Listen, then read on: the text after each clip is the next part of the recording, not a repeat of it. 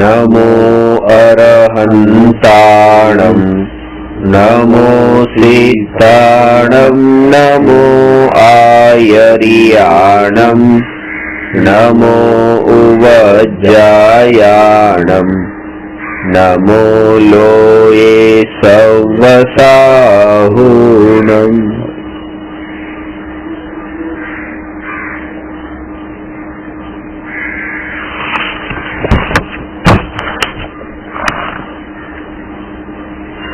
प्रश्न नंबर 223 पर चर्चा चाले छे। अजीव तत्व एटले शुं? जीव तत्वनी चर्चा थई हती।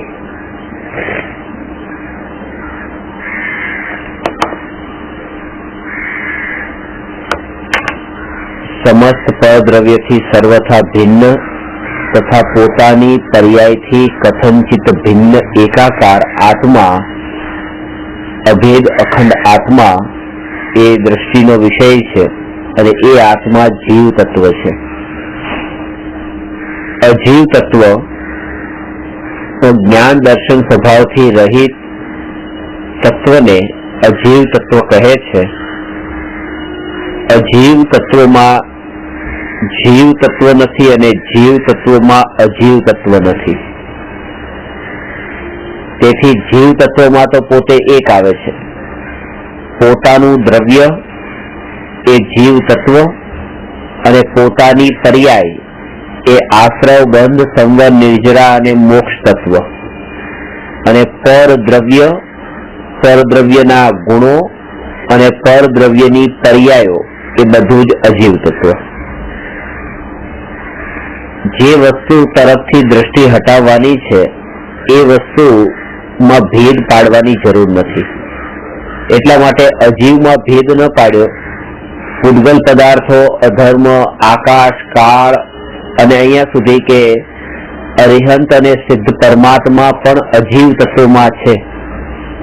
અને આ વાતની પ્રતીતિ થયા પહેલા આ વાતનો નિર્ણય થાય છે। નિર્ણય થયા પહેલા કાનમાં આ વાત પડે છે। આપણા કાનમાં અત્યારે આ વાત પડે કે અરિહંત ભગવાન ને સિદ્ધ ભગવાન પણ અજીવ તત્વ છે। હવે જયારે આ વાતને સ્વીકારવા માટે આપણું મન તૈયાર નથી તો એ પરમાત્મા તરફથી દ્રષ્ટિ હટશે કેવી રીતે? અને પરમાત્મા તરફથી દ્રષ્ટિ હટે નહીં તો નિજ આત્મા પર દ્રષ્ટિ આવે કેવી રીતે? અને એ દ્રષ્ટિ આવે નહીં તો શુદ્ધોપયોગ રૂપ નિર્વિકલ્પ આત્માનુભૂતિ અને સમ્યક દર્શન થાય કેવી રીતે? સમ્યક દર્શન જો પ્રગટ ન થાય તો મુનિ દશા અંગીકાર થાય કેવી રીતે? કારણ કે એ તો બહુ મૂળ છે, ક્રમ છે આ પ્રકારનો।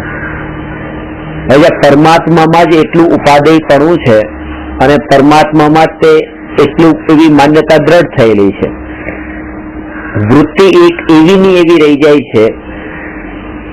બાહ્યમાં વ્રત પાળીને પણ વૃત્તિ એવી જ રહી જાય છે। કેવી? પરાધીન વૃત્તિ। કે જ્યારે ગ્રહસ્થની દશા હતી ત્યારે પૈસામાં પરાધીનતા હતી કે એના વગર મારે ન ચાલે, હું એના તરફ તો એ તો મારે જોઈએ જ, એના વગર જીવન કેવી રીતે ચાલે? એનું નામ જ જીવન છે।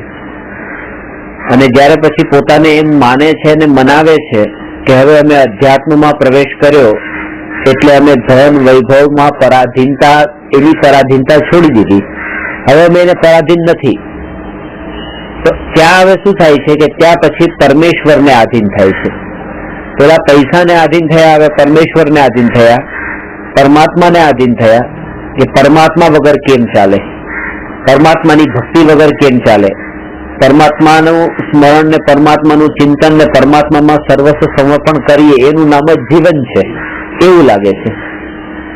એટલે અધ્યાત્મના દ્રષ્ટિકોણથી જયારે વિચાર કરે ને જે જીવની દ્રષ્ટિ સ્વભાવ પર લાગી છે અને જેને સ્વભાવ જ દેખાય છે, હવે એ જીવને પૈસા ઉપર દ્રષ્ટિ કરે કે પરમાત્મા પર દ્રષ્ટિ કરે, બંને એક સમાન લાગે છે, બંને પરદ્રવ્ય લાગે છે, બંને અજીવ તત્વ લાગે છે। અને એ અજીવ તત્વ લાગે છે એટલા માટે જ એ પોતાના સ્વ આત્માને, નિજ આત્માને સ્વ સંવેદન પ્રત્યક્ષ પૂર્વક અનુભવે છે। એ વાત આના અંદર બતાવે છે કે અજીવ તત્વોમાં પરાધીનતા અને ગુલામી તો રહી જ પરની। એટલા માટે મહાવીર ભગવાને એ કીધું કે સૌથી વધારે જીવ અનંત વાર જયારે એને મુનિપણું અંગીકાર કર્યું તો ત્યારે એ પૈસામાંથી તો અટકતો નીકળી ગયો હતો, પણ ત્યારે પછી છેલ્લે છેલ્લે જે ફસાણો હતો એ પરમાત્મામાં ફસાણો હતો. બધાના જયારે ગુરુની પાસે જઈને શિષ્ય પૂછે છે કે હું સંસારમાં અટકું છું, એ અટકવાનું કારણ શું છે અને અટકવાનું સાધન શું છે, તો સદગુરુ આ બે પ્રશ્નના જવાબમાંથી પહેલાનો તો જવાબ આપે છે પણ બીજાનો જવાબ નથી આપતા. પહેલાનો જવાબ સદગુરુ પાસે છે અને બીજા પ્રશ્નનો જવાબ શિષ્ય પાસે પોતાની પાસે છે. તો કહે છે કે અટકવાનું જે કારણ છે એ તમારો આસક્તિનો ભાવ છે, મોહ ભાવ છે, એ અટકવાનું કારણ છે. અને એ દરેક જીવનું એક સરખું છે કે મોહ ભાવથી જે અટક્યો છે. પણ અટકવાનું સાધન છે એ બધા જીવનું અલગ અલગ છે. એનો જવાબ ગુરુ પાસે નથી. કારણ કે કોઈને દુકાનદારીનો મોહ વધારે છે, કોઈને પત્નીનો મોહ વધારે છે, કોઈને પ્રતિષ્ઠાનો મોહ વધારે છે, કોઈને પદનો મોહ વધારે છે, કોઈને આ બધાનો મોહ ન હોય અને પરમાત્મામાં મોહ વધારે છે. તો ત્યાં પણ એ મોહથી જ અટક્યો છે, આસક્તિના ભાવથી જ અટક્યો છે, રાગથી જ અટક્યો છે. એટલે અહીંયા કહે છે કે જે રાગની ઉત્પત્તિનું કારણ બને છે એવું પરદ્રવ્ય. પૈસો ને એ તો અશુભ રાગની ઉત્પત્તિમાં નિમિત્ત હતા અને આ શુભ રાગની ઉત્પત્તિમાં નિમિત્ત છે. એટલે એ રાગના કારણો છે, એટલે એને પણ અજીવ જાણીને સ્વભાવની મહિમા આવવી જોઈએ એ આ અજીવ તત્વમાં બતાવે છે. હવે આગળ પ્રશ્ન નંબર 224, ભાવાશ્રવ તથા દ્રવ્યાશ્રવનું સ્વરૂપ સમજાવો.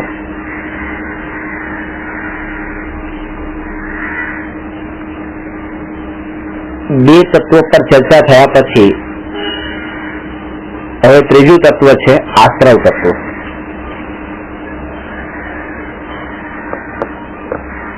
સાત તત્વમાં આશ્રવ, બંધ, સંવર, નિર્જરા અને મોક્ષ આ પાંચ તત્વ એ પર્યાય છે અને પોતાની પર્યાય છે. આશ્રવ અને બંધ એ પોતાની જ અશુદ્ધ પર્યાય છે, સંવર નિર્જરા એ પોતાની શુદ્ધ પર્યાય છે અને મોક્ષ પોતાની પૂર્ણ શુદ્ધ પર્યાય છે. આશ્રવનો અર્થ એ છે કે આશ્રમમાં બે પ્રકાર બતાવ્યા છે, ભાવાશ્રવ ને દ્રવ્યાશ્રવ. આવી રીતે પાંચે પાંચ તત્વોમાં બે બે પ્રકાર છે, ભાવ બંધ, દ્રવ્ય બંધ, ભાવ સંવર, દ્રવ્ય સંવર, ભાવ નિર્જરા, દ્રવ્ય નિર્જરા, ભાવ મોક્ષ, દ્રવ્ય મોક્ષ. આ રીતે પાંચેયના અંદર એવી રીતે ભેદ કરીને બતાવ્યા છે. અને એમાં બતાવ્યું છે કે જે ભાવ વાળો પક્ષ છે એ તો જીવની પર્યાય છે અને જે દ્રવ્ય વાળો પક્ષ છે એ પાછી પૂતગલની પર્યાય છે. આ બે વાત ખાસ સમજવાની છે કે ભાવાશ્રવ એ જીવની પર્યાય છે, દ્રવ્યાશ્રવ પૂતગલની પર્યાય છે. આની પરિભાષા સમજવાની કે જ્યારે આત્મામાં મોહ રાગ દ્વેષનો ભાવ ઉત્પન્ન થયો, એ ઉત્પન્ન થયેલા ભાવના કાળે આત્મામાં કર્મ આવ્યા. ભાવોના ઉત્પન્ન થવાથી આત્મામાં કર્મ આવે છે અને એ ભાવોમાં આત્માનું જોડાણ થયું ઉત્પન્ન થયેલા ભાવમાં, અને એના કારણે કર્મ આત્મા સાથે આવીને ચોંટે છે, જોડાય છે. એ જે કર્મ જોડાય છે કર્મનું નામ તો કારમાણ વર્ગણા, એ તો પૂતગલ છે. તો કર્મનું આવવું અને કર્મનું જોડાવવું, તો એના માટે કે આત્મામાં રાગાદી ભાવોનું ઉત્પન્ન થવું અને ઉત્પન્ન થયેલા ભાવોમાં જોડાણ થવું. તો પહેલા અહીંયા ભાવાશ્રવ અને દ્રવ્યાશ્રવની પરિભાષા બતાવે છે કે આશ્રવ ભાવ જે ઉત્પન્ન થાય છે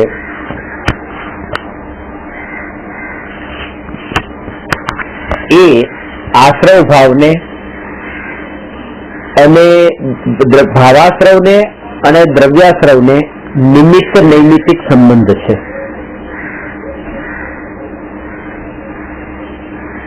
રજકણો શરીર ઉપર તેલના કારણે આવે છે અને શરીર પર ચોંટે છે, તો ચોંટવાનું કારણ એ રજકણ પોતે નથી અને ચોંટવાનું કારણ શરીર પણ નથી. આ બે વાત સમજવાની. ચોંટવાનું કારણ એ તેલ છે કે તેલના નિમિત્તે એ રજકણો આ શરીર પર આવીને ચોંટે છે. તો ત્યાં એવી રીતે ઉપમા આપી છે કે જે શરીર છે એ શરીર બરાબર આત્મા, કે જેમ શરીરમાં રજકણો આવીને ચોંટે છે એવી રીતે આત્મામાં કર્મ ચોંટે છે. અને રજકણ ચોંટે છે એવી રીતે અહીંયા રજકણને ઉપમા આપી છે કર્મ સાથે. અને જ્યાં તેલના કારણે શરીર પર આવે છે એવી રીતે અહીંયા કીધું છે કે આત્માના કારણે કર્મ આત્મા તરફ નથી આવતા, પણ આત્મામાં ઉત્પન્ન થતા મોહરાગ દ્વેષના ભાવના કારણે એ કર્મ આત્મા તરફ આવે છે.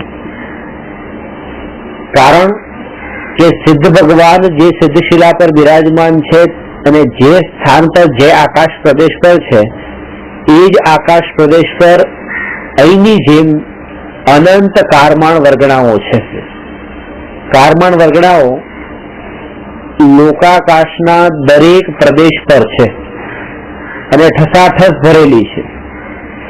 એ લોકાકાશના દરેક પ્રદેશ પર રહેલી કારમાણ વર્ગણા જો આ હોવાના કારણે એ આત્મા પર આવીને ચોંટી જતી હોય તો દરેક આત્માને બંધ થવો જોઈએ, દરેક આત્માને આશ્રવ થવો જોઈએ.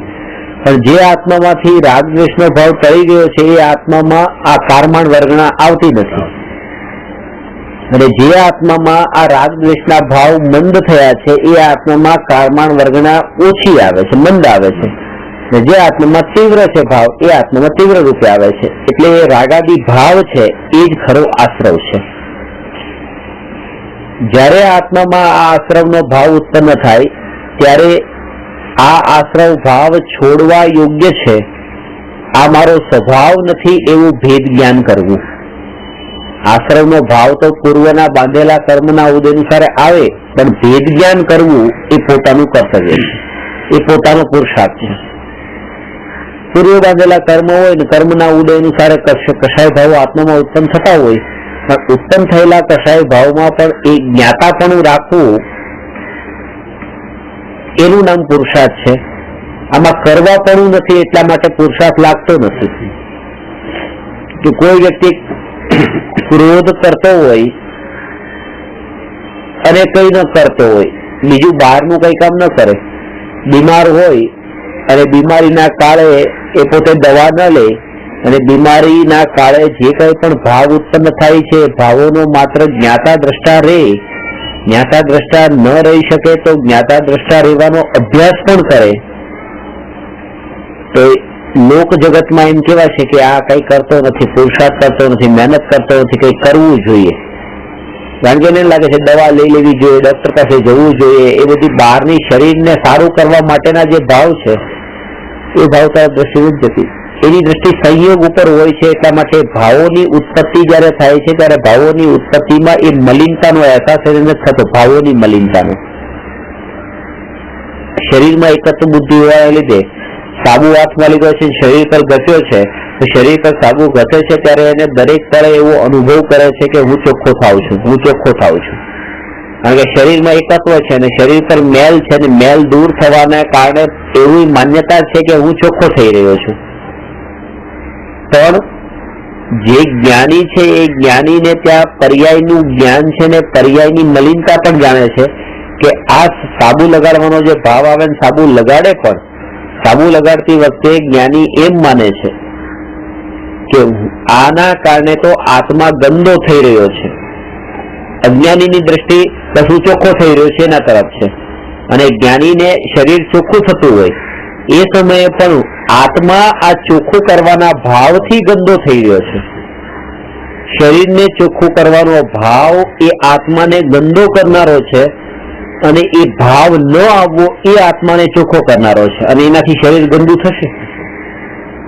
અને એ જ કારણ છે કે એની પણ પરવા કરતા નથી. એટલા માટે ભાવલિંગી મુનિરાજને સ્નાન, વ્રત અને અદંત ધોવનના નિયમો છે. શરીર ગંદુ થાય તો ભલે થાય, પણ શરીરને ચોખ્ખું કરવાના ભાવથી આત્માને ગંદો નથી કરવો. ત્યાં વિકલ્પ નથી ત્યાં. એ ત્યાં દ્રષ્ટિ આત્મા તરફ છે, લક્ષ તો આત્માનું જ છે. અને જ્યાં દ્રષ્ટિ એવી રહી જાય છે કે હું સાધુ છું અને આ શરીર તો જે મારું છે, મારે આ શરીરને હવે ચોખ્ખું નથી કરવું, આ શરીરને મારે ચોખ્ખું નથી કરવું, આ શરીરને ચોખ્ખું નથી કરવું, એવો ભાવ કરે છે. મારા એમ છે મેં જો પોતાને ચોખ્ખો ન કર્યો, આજે હું મેલો જ રહ્યો, આજે મેં ચોખ્ખો નહીં કર્યો પોતાને, આટલો પરસેવો વળે છે તો પણ હું શરીરને સાફ નથી કરતો, તો મારે ચોખ્ખું નથી કરવું શરીરને. દ્રષ્ટિ એની એવું છે કે હું બસ મારે પોતાને ચોખ્ખું નથી કરવું, એટલે શરીર ઉપર જ દ્રષ્ટિ રહી ગઈ છે. એમ નથી કે આ જે શરીર છે એ શરીરની અવસ્થા છે ને હું આત્મા તો આ ભાવ ન થયો એનાથી નિર્મળ જ થઈ રહ્યો છું એવું નથી લાગતું. અને એટલા માટે તે પરસેવો વળતો હોય અને ત્યાં વાસ પણ આવતી હોય તેમ છતાં પણ પોતે આનંદમાં કેમ નથી રહેતા? એ સહન કરે છે, પોતે પરસેવારે સાફ નહીં કરે, ચૂપચાપ બેઠા રહે છે, પણ આનંદના ઘૂંટડા નહીં પી શકે.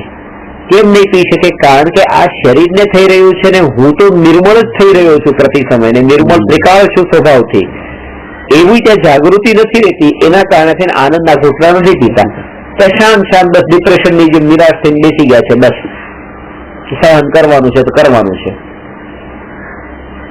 કષ્ટ સહન કરવાનું છે, ત્યાં તડકો ઠંડી સહન કરવાના છે, ગરમી ઠંડી સહન કરવાના છે, એ સહન કરવાના છે એવું લાગે છે, પણ ત્યાં એવું નથી લાગતું કે આ મેં સહન કર્યા જ નથી, કારણ કે આ મને સ્પર્શ્યા નથી, એવું ભેદ જ્ઞાન નથી. ને એવું ભેદ જ્ઞાન જેને હોય એ જ આનંદના ઘૂંટડા પી શકે. તો જગતને એ પ્રતિકૂળતા દેખાય છે, જગતને એવી અનુકૂળતા દેખાય છે કે બહુ જ ગરમી છે અને સાધુ પહાડ ચડે છે તો સાધુને માટે એમ લાગે છે કે કેવી પ્રતિકૂળતામાં છે, કેટલો પરસેવો થઈ રહ્યા છે. અને જેવા ઉપર પહોંચ્યા સાધુ તે ઉપર ખુલ્લી હવાના અંદર, ત્યાં પછી એવી રીતે પરસેવો મચી ગયો તો અજ્ઞાની એ સાધુને તરફ દ્રષ્ટિ કરીને એમ લાગે છે જો હવે બરાબર છે બધું. આવા અનુકૂળતા અને પ્રતિકૂળતાના ભેદ તો અજ્ઞાનીની દ્રષ્ટિમાં હોય છે. સાધુ તો અંતરમાં દ્રષ્ટિ છે તો દ્રષ્ટિમાં જ નથી આવતું કે ક્યાં તડકો છે ને ક્યાં ઠંડી છે, ક્યાં ગરમી છે ને ક્યાં ઠંડી છે. એટલે આ આશ્રવનો ભાવ જયારે આત્મામાં ઉત્પન્ન થાય ત્યારે આશ્રવથી હું મલિન થઈ રહ્યો છું, આશ્રવ ભાવ છોડવા યોગ્ય છે એવું ત્યાં લાગવું જોઈએ.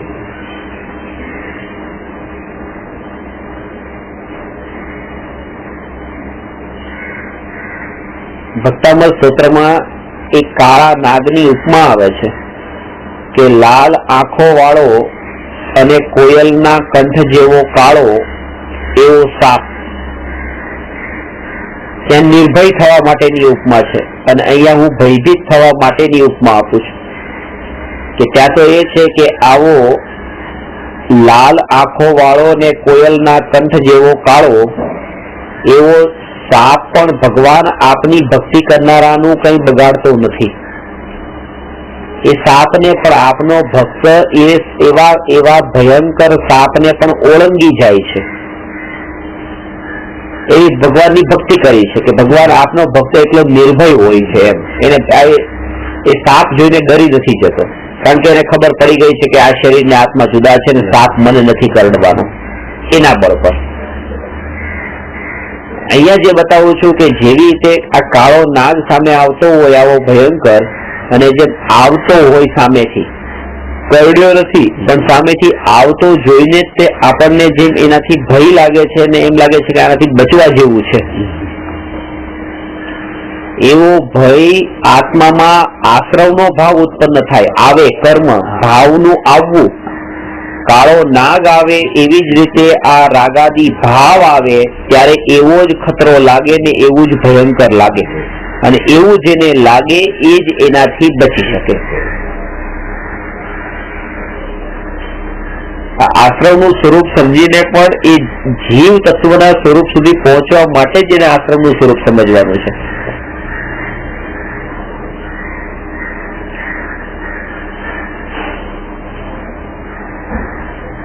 રાગાદી ભાવ દુઃખરૂપ છે પણ એને એ સુખરૂપ લાગે છે.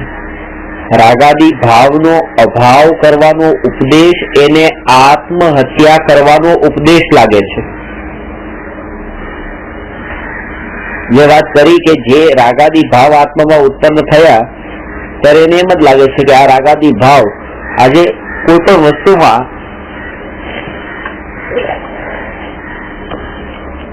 રાગ અને દ્વેષના ભાવ વગર કેવી રીતે રહેવાય,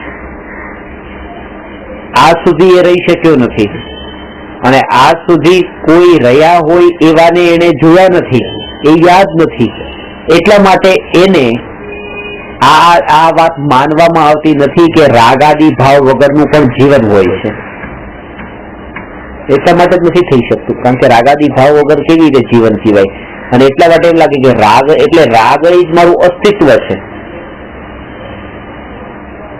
હું રાગી એક વાર દેશને છોડી શકે. હા, રાગને છોડો બહુ મુશ્કેલ છે. દેશને તો લાગે છે સામેથી કે ભાઈ પ્રેમિકાને એમ કીધું કે તું કોણ, હું લવર. તો લવર એટલે શું? લવ એટલે તો રાગ અને લવર એટલે રાગી. એવું રાગી. હવે જયારે કોઈ એમ કે પ્રેમિકાનો ભાઈ એમ કે હું મારી બેનના લવરને મારી નાખવાનો છું, તો આને એમ લાગે છે કે મને મારી નાખશે. ખરેખર લવર નો મતલબ તો રાગ જે છે એવા રાગીની વાત ચાલે છે. પણ એને લાગે છે કે રાગી એટલે આખો હું જ, લવર એટલે હું જ. એની સાથે એનું એટલું એકત્વ પણ પડ્યું છે એટલે એને એમ લાગે છે કે જયારે પણ રાગને છોડાવવાની વાત કરવામાં આવે ત્યારે એમ લાગે છે કે બસ મને મરવાની વાત કરી, કારણ કે રાગ એ જ હું છું. રાગ જ મારું અસ્તિત્વ છે. રાગ વગર રાગથી જુદો હું છું જ નહીં, એવી એમાં રાગમાં તન્મયતા છે.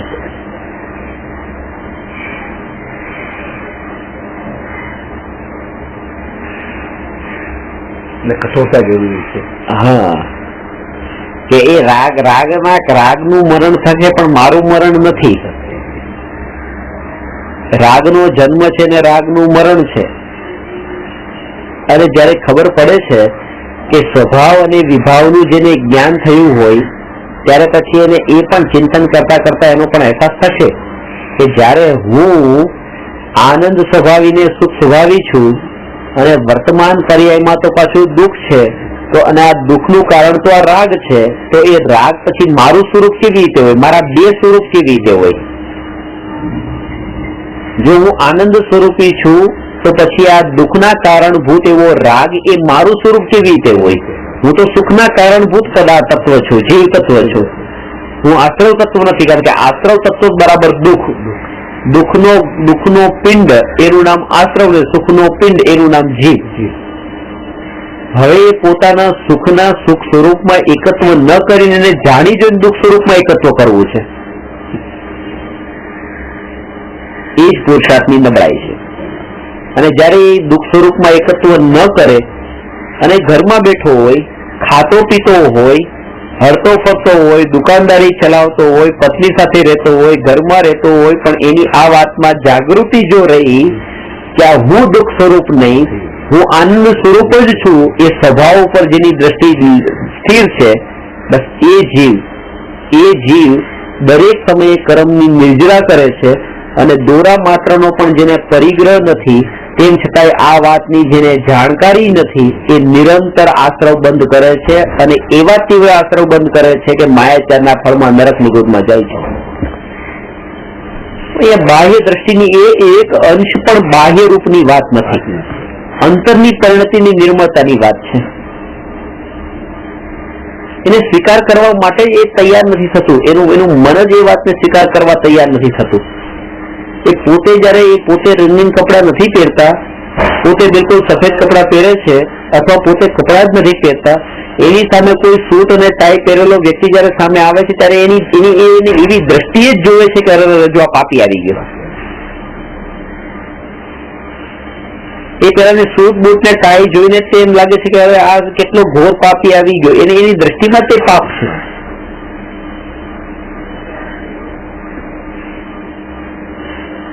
એનો અર્થ એ છે કે હજી પોતાને પણ શરીર રૂપે જ જોયો છે એટલે તે શરીર દેખાડું છે.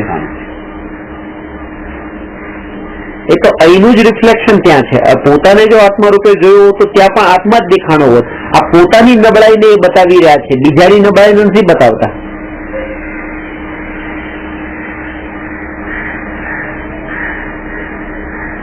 જ્યારે પણ આપણી દ્રષ્ટિ જ્યારે બીજાની પર્યાયની નબળાઈ પર જાય ત્યારે તરત જ એ વાતની જાગૃતિ આવે, અને આવી જાગૃતિ પણ મંદ કષાય વગર નહીં આવે. તીવ્ર કષાયમાં તો કોઈ કહે છે ને કે ના તમે પેલા તો આવી વાત કરતા, અત્યારે તમે આ પર્યાય પર શું કામ દ્રષ્ટિ કરો છો, તો પણ કે છે ના ના તમે ખોટા, હું સાચો. તીવ્ર કષાયના કાળે તો આ વાત પણ એ માનવા તૈયાર નહીં થાય.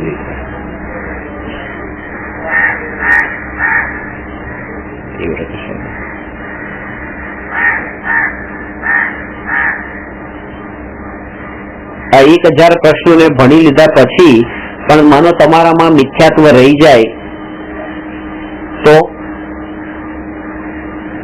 તો કે 11 અંગ અને 9 પૂર્વનું જ્ઞાન ભણ્યા પછી મિથ્યાત્વ રહી જાય, એટલે એ ભ્રમિત નહીં થઈ જવું કે આ જ્ઞાન થઈ ગયું એટલે બસ એ. આમાં પણ હવે તત્વનું ઊંડું ચિંતન માંગે છે. આ તો ખાલી એક રસ્તો બતાવી દીધો. હવે આના ઉપર ચાલવાનું ને આના ઉપર આનું નિરંતર ચિંતન કરવાનું અને વાગોળવાનું. ગાય છે એ ગાય ઘાસ ખાય છે, એ ઘાસ ખાધા પછી એ ઘાસનું દૂધ થાય છે, પણ એ દૂધ ઘાસ ખાવાથી નથી થતું. ઘાસ ખાઈ લીધા પછી એ ગાય એને વાગોળે છે, પાછું બહાર આવે છે, પાછું એને વાગોળે છે, પાછું વાગોળે છે, વાગોળવાના કારણે એ ઘાસનું દૂધ થાય છે. જો ન વાગોળે તો એ ઘાસનું પછી છાણ થઈ જાય છે, ગોબર થઈ જાય. એટલે તત્વનું જ્ઞાન પ્રાપ્ત કરવા કરતા એના ચિંતન ઉપર વધારે જોર આપવાનું છે.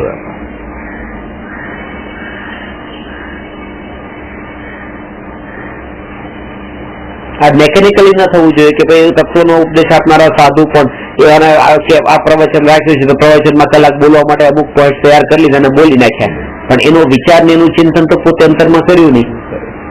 સાંભળનારાએ પણ 1 કલાક ચલો આપણે ધર્મમાં જાય, ચાતુર્માસ છે તો ચાતુર્માસ ના અંદર થોડોક ટાઈમ ધર્મમાં જાય તો સારું, એમ કરીને ત્યાં કલાક સાંભળી આવ્યા.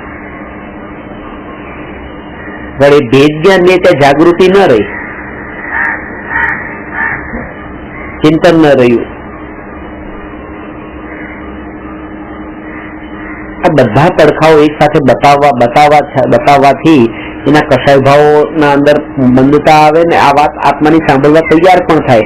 જયારે આ ભવ ભ્રમણના આ અસંખ્ય પૂતગલ પરાવર્તનમાંથી આ 2000 પૂતગલ પરાવર્તન, 2000 સાગર વર્ષનું, અને એમાંથી પછી આ મનુષ્યના 48 ભવ ને એમાંથી આ ભવ મનુષ્ય પણ ને ઉત્તમ કુળ ને જૈન ધર્મ ને નિરોગી શરીર ને 5 ઇન્દ્રિય ને સાચા દેવશાસ્ત્ર ગુરુનો યોગ અને 5 ઇન્દ્રિય અને મનના નિમિત્તથી જ્ઞાનનો ઉઘાડ પણ એટલો કે નિર્ણય કરી શકે, અને બધા પ્રકારની બાહ્ય અનુકૂળતાઓ કે 24 કલાક કમાવાની જરૂરી ન પડે એવી બહારની પણ અનુકૂળતાઓ, અને આ બધા સંયોગો મળ્યા હોવા છતાં પણ જો એની દ્રષ્ટિ હજુ અહીંયા ક્યાંક બાહ્ય સંયોગોમાં અટકી જાય ને આ મૂળ ન્યાયક ભાવ આત્મતત્વ જો એને નહીં મળે તો પાછું એનું ભાવ ભ્રમણ ચાલુ રહેશે. એ ક્યાંક ને ક્યાંક પાછો પંથના અંદર પડી જાય, મતમાં પડી જાય, આગ્રહમાં પડી જાય તો પાછું એનું ભાવ ભ્રમણ ચાલુ રહેશે. આ બધું સ્વરૂપ જો અત્યારે પણ સમાજની સામે બતાવવામાં આવે તો કઈક એ જીવોના કોઈક જે બિરલા જીવ હોય, ભવ્ય જીવ હોય તો એને ઉતરી જાય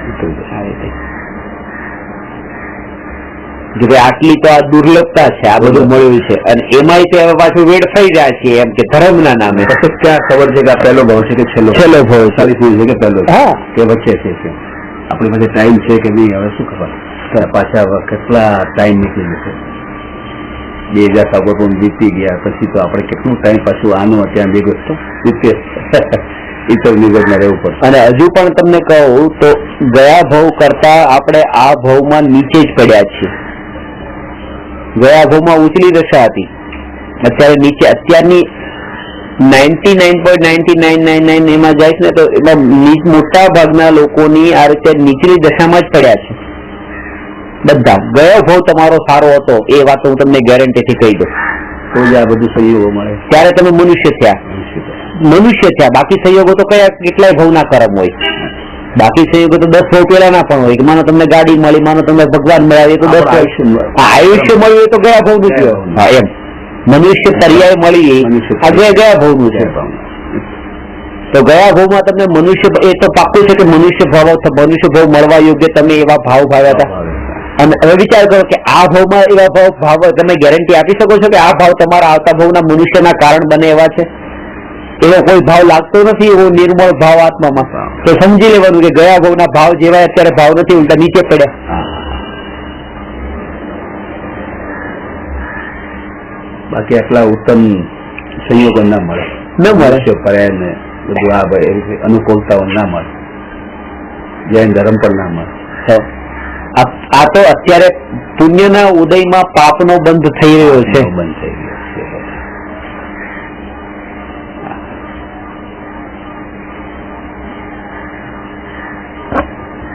તીર્થંકર ભગવાન પુણ્યના ઉદયથી ધર્મનો ઉપદેશ આપે છે. તીર્થંકર ભગવાનને પણ એ પુણ્ય પ્રકૃતિનો ઉદય હોય છે, અને ભવ્ય જીવોને પણ પુણ્યના ઉદયથી સાંભળવા મળે છે. અને જ્યારે અમુક કાળ પછી જયારે નિર્વાણ થાય છે ત્યારે પુણ્યનો ઉદય સમાપ્ત થાય છે. કોનો?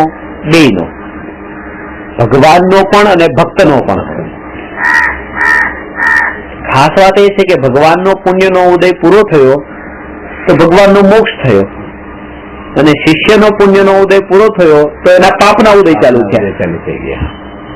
પુણ્યના ઉદય તો બેયના પૂરા થાય છે, પણ એકના ઉદય પૂરા થતા તો એ તો મુક્તિ પામે છે, એકના ઉદય પૂરા થતા એ નીચે પડી જાય છે.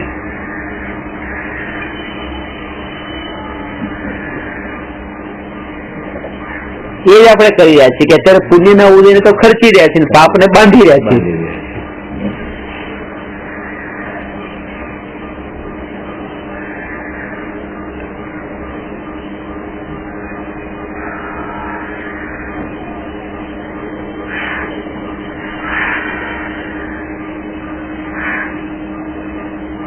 અને આ એટલા માટે પોતાને મોટા મોટા સાધુ બતાવનારા લોકો પણ એમ કે છે, સાધુ આવું ન કે, પણ પોતાને બતાવનારા સાધુ એમ કે છે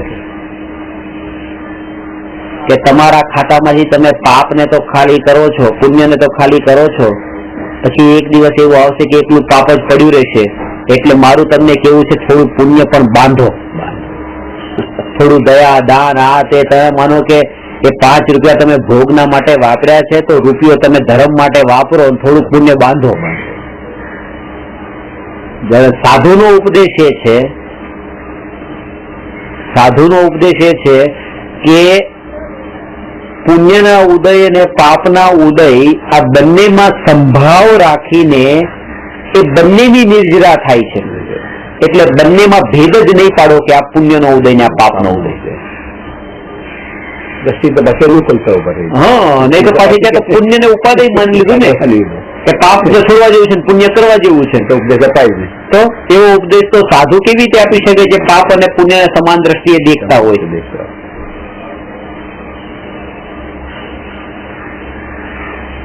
જે બીજે સાંભળવા નથી મળતું એ સાધુની પાસે મળવું જોઈએ. જે દુનિયામાં ક્યાંય ન મળતું હોય એવું સાધુ પાસે મળવું જોઈએ.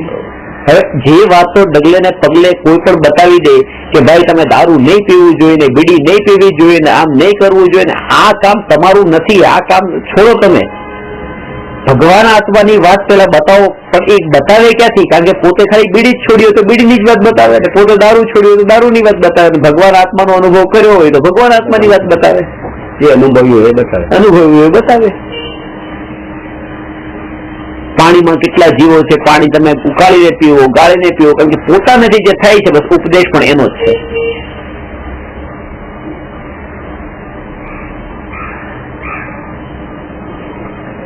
ભય પણ લાગે કે આત્માની વાત હું કહીશ ને હું પોતે કરતો નથી, લોકો મને એક દિવસ કહી દેશે તમે વળી ક્યાં કરો છો, તમે આત્મા આત્મા બોલો છો પણ તમે તો આત્માની વાતમાં આત્મામાં તો લીન થતા નથી. એ બધું સાંભળવું પડે, એના કરતા બસ એવું જ પ્રવચનમાં બોલવું જે પોતે કરતા હોય, જેથી કરીને કોઈ આપણને બોલી તો ન જાય કે તમે તો કરતા નથી. આંગળી ઊંચી નહીં કરે. હા,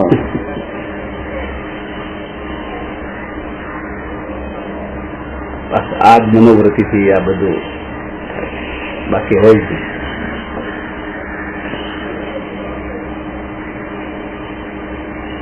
નિર્ભયતા નથી આવી. જીવ શાસનની પ્રભાવના કરવી એ સમ્યક દ્રષ્ટિનું કર્તવ્ય છે. આમાં જીવ શાસનની પ્રભાવના ક્યાંય થતી નથી, પોતાની જ પ્રભાવના થાય છે. પોતાનો જ પ્રચાર ને પોતાનો પ્રસાર ને પોતાની જ મહાનતા, પોતાની જ મોટાઈ.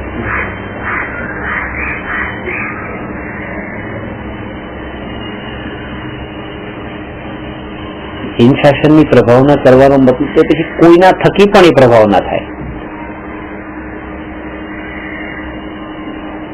કોઈના થકી એક સાધુ છે, એ સાધુનું પ્રવચન રાખવાનું, રોજ પ્રવચન છે, અને એક સમય એવો આવ્યો કે બીજા સાધુ પણ ત્યાં આવી ગયા, એનું પ્રવચન રાખી દીધું, તો આ સાધુને ખોટું લાગ્યું. એમથી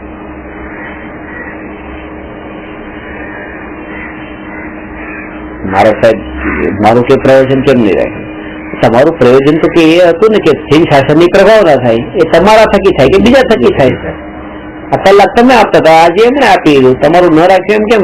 એ પણ હિંદ શાસનની પ્રભાવના થઈ છે ને. મારા થકી કેમ, મેં કેમ ન કર્યું? કર્તૃત્વનો ભાવ હોય ત્યાં એને એ હોય કે હું જ કરું. આ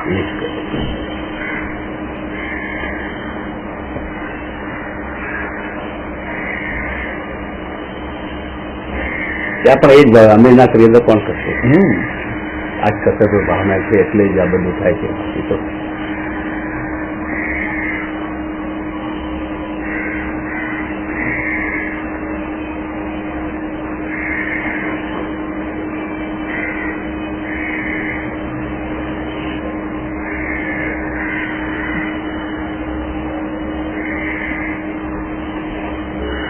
આશ્રવ આ રીતે ધ્યેય લાગવો જોઈએ.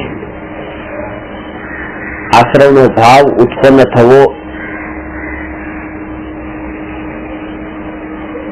એ જ પોતાના જન્મ મરણનું મૂળ કારણ લાગવું જોઈએ.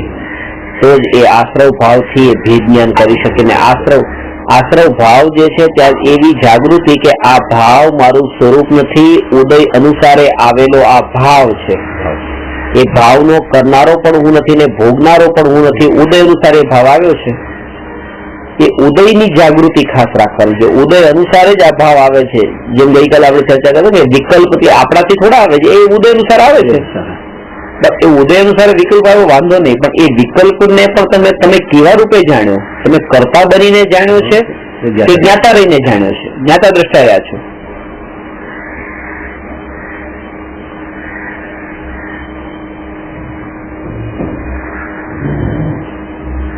હવે કોઈનો ફોન આપણે કોઈને ફોન કરીએ છીએ તો એના ત્યાં ઘંટડી વાગે છે તો એમ લાગે છે તો મેં ફોન કર્યો એટલે. જે ફોન આવે છે એમાં આપણે પોતાનું કરતા પણ કઈ માનતા નથી. આવ્યો કેટલા વાગે લાવવો છે કેટલા વાગે નહીં એ આપણા હાથમાં ક્યાં છે? આમાં રિંગ વાગવી ન વાગવી તો જયારે ઉદય આવે ત્યારે આવશે એમાં રિંગ. એ આવવું એ મારા હાથમાં નથી. કોના ક્યાંથી ગમે ત્યારે ફોન આવી જાય તો એ તો ઉદય હોય એવી રીતે આવે છે. તો એમ ભાવ પણ જે આવે છે એને પણ ગમે ત્યારે કેવા જાતના ભાવ આવી જાય છે. આપણોમાં કઈ કર્તૃત્વ નથી, આવી જાય તો ક્યાં લિંક આવી જાય છે. 50 વર્ષ પહેલાની વાત, 20 વર્ષ પહેલાની વાત, 10 વર્ષ પહેલાની વાત, એનાથી કોઈ સંબંધ ન હોય ત્યારે એ પણ ઘટી જાય, ઝટકી નીકળી જાય. જોડાવાનું નહીં. તમે તમારા કામમાં એટલા તલ્લીન હો ને ઘંટડી વાગતી તો વાગવા દો, કારણ કે એ લાંબો કાળ નહીં ચાલે, 1 મિનિટમાં બંધ થઈ જ જવાની છે. તો આ ઉદય પણ જે છે, ઉદયથી ભાવ આવતા હોય તો આવવા દો, એમાં પકડો નહીં. તમે તમારા ન્યાયિક ભાવ મારો, કારણ કે એ રહેવાનું નથી, એ ઓટોમેટિક બંધ થવાના છે. ઉદય અનુસાર છે ને એટલા માટે એ લાંબો રહેતા જ નથી. અનવોન્ટેડ ફોન આવે તો એને ઉપાડવાના નથી, એને કાપવાના પણ નથી, એના તરફ જોવાનું પણ નથી. એ ભાવોના અંદર ભાવોને દૂર કરવાની કોશિશ કરવાની નથી, ભાવોમાં જોડાણ પણ કરવાનું નથી, ભાવોના તરફ દ્રષ્ટિ પણ કરવાની નથી. અરાગી થવાનું શાસ્ત્ર. હા, બાકી કોઈ નથી. બાકી 100% ખાતરી થઈ ગઈ 100%. અરાગી થવાય, બાકી ના થવાય. ના કરો કે કોઈ તકલીફ નથી. ભાવોથી પણ જયારે એ સમયની જાગૃતિ ને ભેદ જ્ઞાન રહે છે, કોઈ તકલીફ નથી. બસ મારે શું છે,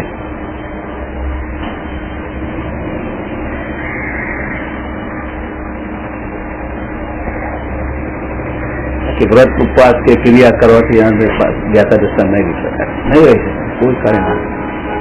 અંતરની પરિણતિ કરવાનું છે ને, હું કરું છું, હું આવી રીતે કરવાનું છે, આજે ખાવાનું નથી, આ વિકલ્પ તો ત્યાં ત્યાં જવાના છે, એ તો હટવાના જ નથી ત્યાંથી. અંતરની પરિણતિ અંતરના ભાવથી પલટાય છે, અને ત્યાં ભાવની વાત નથી.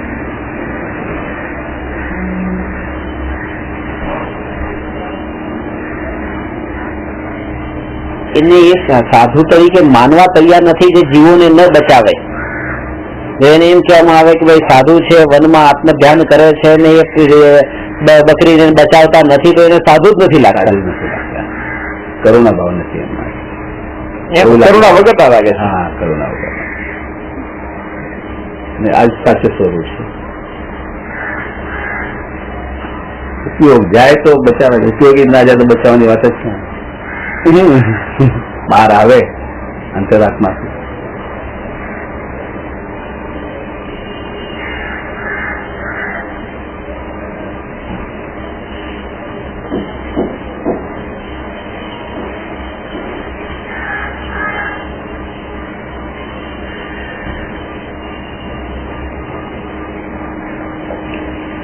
પ્રશ્ન નંબર 225. ભાવ બંધ તથા દ્રવ્ય બંધ કોને કહેવાય?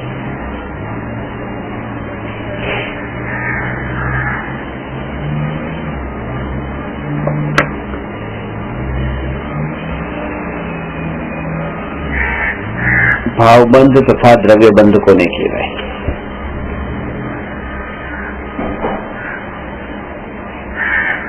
આત્મામાં ઉત્પન્ન થયેલા મોહરાગ દ્વેષના ભાવમાં આત્માનું જોડાવું તેને ભાવ બંધ કહે છે. આજે આશ્રમમાં એટલી તકલીફ નથી, બંધમાં તકલીફ છે, કારણ કે બંધમાં તો જોડાઈ ગયો છે. જોડાય તો જ બંધમાં આવે. હા, આશ્રમમાં તો હજી ફોન આવ્યો તો ત્યાં સુધી હજી વાંધો નતો, અહીંયા ફોન ઉપાડી લીધો છે.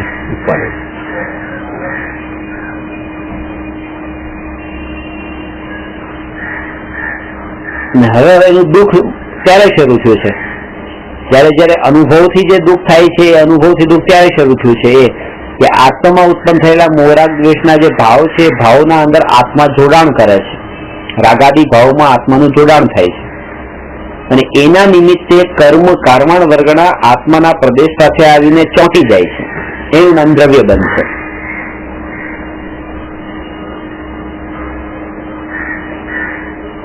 પહેલા તો એ જ કહે છે કે તમે આવવું અને રોકાવવું, આશ્રવ પેલા બતાવ્યો, કારણ કે આશ્રવનો અભાવ કરવાનો ઉપદેશ છે.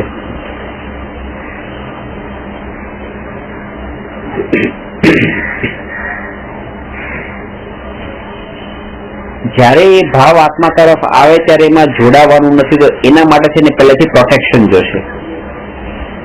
છેલ્લી ઘડી એનો જ્ઞાતા દ્રષ્ટા નહીં રહી શકે. એ પહેલેથી એને તત્વોનો વિચાર ને બધું કરેલું હશે, ત્યારે જ એનો જ્ઞાતા દ્રષ્ટા રહી શકે.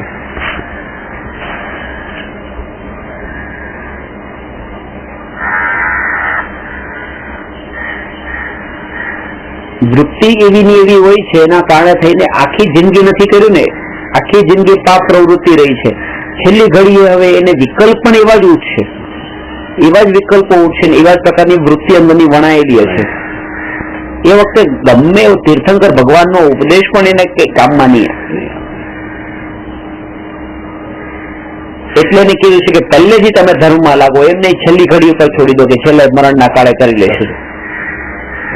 અત્યારે તો સાધુ મહારાજ સાહેબ થઈ ગયા છે, બસ અત્યારે સમાજ સેવા થોડી કરી લઈએ, ઘડપણનો કાળ આવશે જયારે આત્માનું કલ્યાણ કરી લઈશું, જયારે આટલું બધું કર્યું છે ત્યારે એ થોડા ટાઈમમાં કરી લઈશું.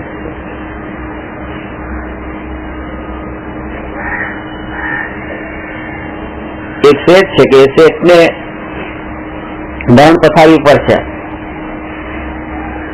પોતાની પત્ની ત્યાં સામે જ છે. પત્નીને કહે છે કે મોટો દીકરો ક્યાં છે કે આપણો, કે હા કે અહીંયા જ છે, તમારા પગની પાસે જ છે, કે જોઈ દો કે સામે. તો જોયું, હા હા, વચેટ ક્યાં છે કે કે વચ્ચે તમારી બાજુમાં જો આ હાથ આગળ ઉભો કે તમારી પાસે જ છે કે છેલ્લી ઘડી છેલ્લી સોલા શ્વાસ લે છે એમાં દીકરાને યાદ કરે છે વચ્ચેનો દીકરો આવે છે. નાનો દીકરો ક્યાં છે કે ત્રીજો એ તમારા માથા ઉપર જ છે, આ માથું દબાવે છે, તમારા 3 દીકરા ક્યાં ગયા છે આમ જોવે છે એને જોઈ લે છે 3 અહીંયા છે. દુકાન પર કોણ બેઠું છે? આ વિકલ્પ આખી જિંદગી દુકાનદારી કરેલી છે ને, મરતી વખતે પણ એને એ જ વિકલ્પ છે કે એ કોણ સંભાળે કોણ. એ સમયનો ધર્મ અને આ જ દશા મહારાજ સાહેબની જોવામાં આવે છે. કેવી છેલ્લી ઘડીએ પણ મારો શિષ્ય આ શિષ્ય અહીંયા છે, આ શિષ્ય અહીંયા છે, આ શિષ્ય અહીંયા, આ શિષ્ય ક્યાં ગયો, આ શિષ્ય વિચાર પરના જ રહી જાય છે. કારણ કે આખી જિંદગી સાધના જે પરની કરી છે, શિષ્યોએ સંભાળવાની જ કરી છે.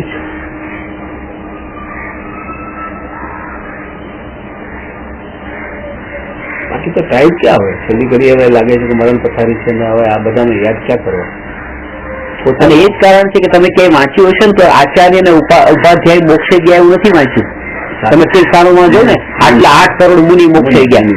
કારણ કે આચાર્ય ઉપાધ્યાય તો જવાબદારી વાળા પદ છે ને. જયારે એ સાચા ભાવલિંગી સાધુને પણ આચાર્ય ઉપાધ્યાય માટે ના પાડી તો હવે અહીંની જવાબદારી તો કેટલીક મિથ્યાત્વ સહિતની હોય તો કેટલી પ્રપંચમાં પડેલા હોય છે.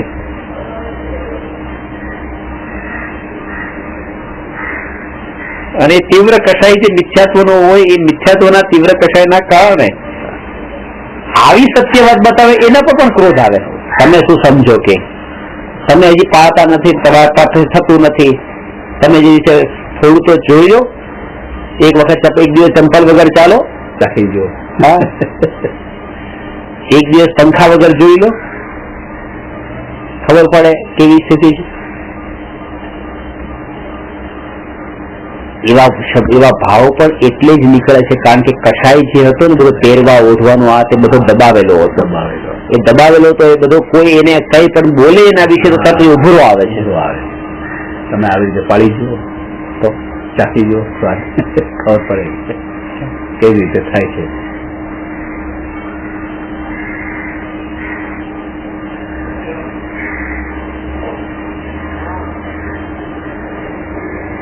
મને એક ભાઈ કહ્યું મને કે તમને શું ખબર સાધુની કે આ જો આ ચંપલ વગર ચાલવાનું ને આના વગર ચાલવાનું ને આ કપડા નહીં ને આ તડકો ને ઠંડી ને બધું સહન કરવાનું ને સાધુ દશા કેવી છે કે તમને ખબર છે કે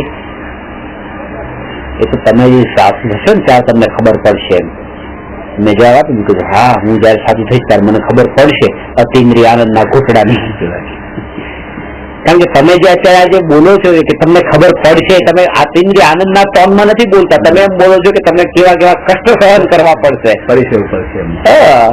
તો દુઃખ ઉપર દ્રષ્ટિ છે કે કેવું દુઃખ સહેવું પડશે. દુઃખ નહીં, અતિન્દ્રિય આનંદના ઘૂંટડા કેવા પીવા છે એ ખબર મને પડશે ત્યારે. દુઃખ તો અમને નજરમાં જ ના હોય, ક્યાંક દ્રષ્ટિમાં જ નથી.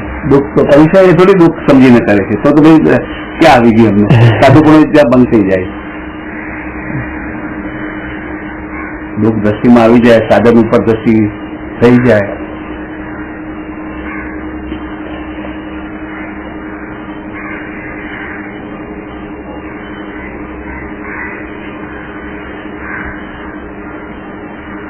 ધ્રુવેલીજીને પણ આ દ્રષ્ટિ તો ના જાય. હું આટલા પરીક્ષા સહન કરું છું ત્યાં એટલે તો એ સહન કરું છું એના ઉપર દ્રષ્ટિ છે, પણ જાણનાર જ્ઞાતા દ્રષ્ટા એવી દ્રષ્ટિ નથી.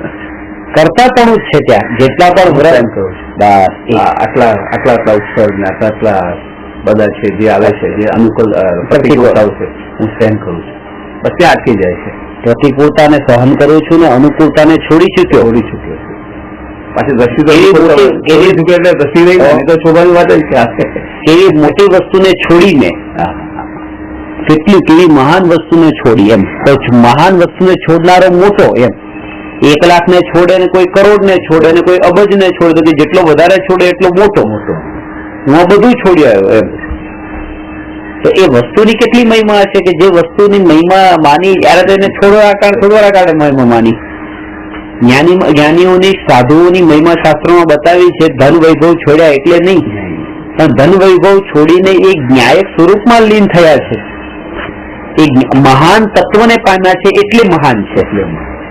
અહીંયા તો કે મેં મહાન વસ્તુ છોડી એટલે મેં મહાન, હજી મહાનતા તો એની પડી જ છે, પૂતગલની જ મહાનતા છે.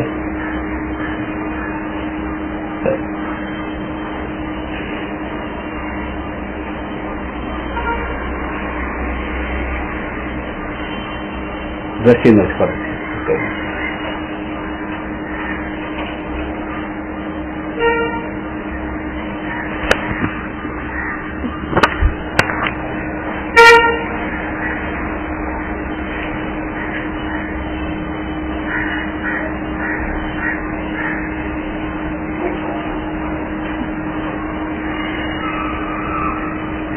ભાવ બંધ અને દ્રવ્ય બંધ વચ્ચે નિમિત્ત નૈમિત્તિક સંબંધ છે. એટલે કે ભાવ બંધ નિમિત્ત છે અને દ્રવ્ય બંધ એ નૈમિત્તિક છે. ભાવ બંધના નિમિત્તે દ્રવ્ય બંધ થાય છે. દ્રવ્ય બંધ અને દ્રવ્ય આશ્રવ તો એ મારા જ્ઞાનના વિષય જ નથી બનતા. કર્મનું આવવું ને કર્મનું ચોંટાવવું એટલે એને દૂર કરવાની વાત જ નથી. ખાલી જે ભાવો પકડમાં આવે છે એ ભાવોથી જ ભેદ જ્ઞાન કરવાનું છે, દૂર નથી કરવાના, ભાવોથી ભેદ જ્ઞાન કરવાનું છે. પ્રતીતિ એવી હોય છે કે આ ભાવ કરવા યોગ્ય નથી, ભાવવા યોગ્ય નથી, છોડવા યોગ્ય છે. પર્યાયમાં ઉત્પન્ન થાય છે આ ભાવો, જે પર્યાયમાં ઉત્પન્ન થાય છે આ મારા આત્મામાં ઉત્પન્ન થયા છે અને આત્માની મલિનતા છે.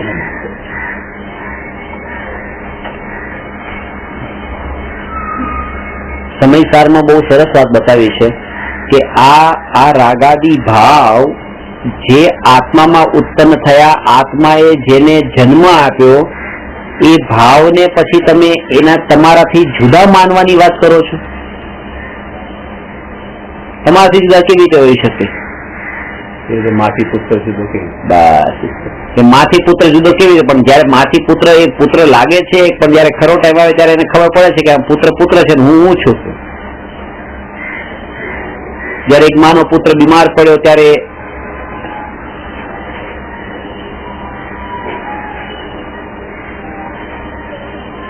એને ભગવાનને પ્રાર્થના કરી કે હે ભગવાન, આ મારો છોકરો તો હજી કે બહુ નાનો છે, આટલે દુનિયા જોઈ નથી, જિંદગી જીવી નથી, એના કરતા કે મને ઉપાડી લે, મને બોલાવી લે, કે મારા બસ એની જગ્યાએ હું જતી રહીશ.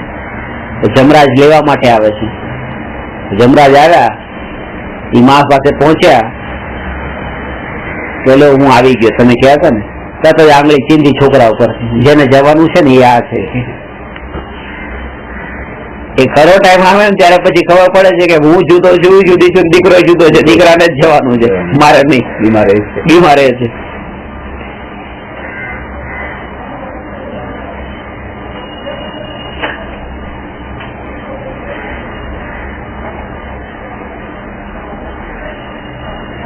એટલે જુદાપણું જે છે, જુદાપણું ત્યારે લાગે ત્યારે.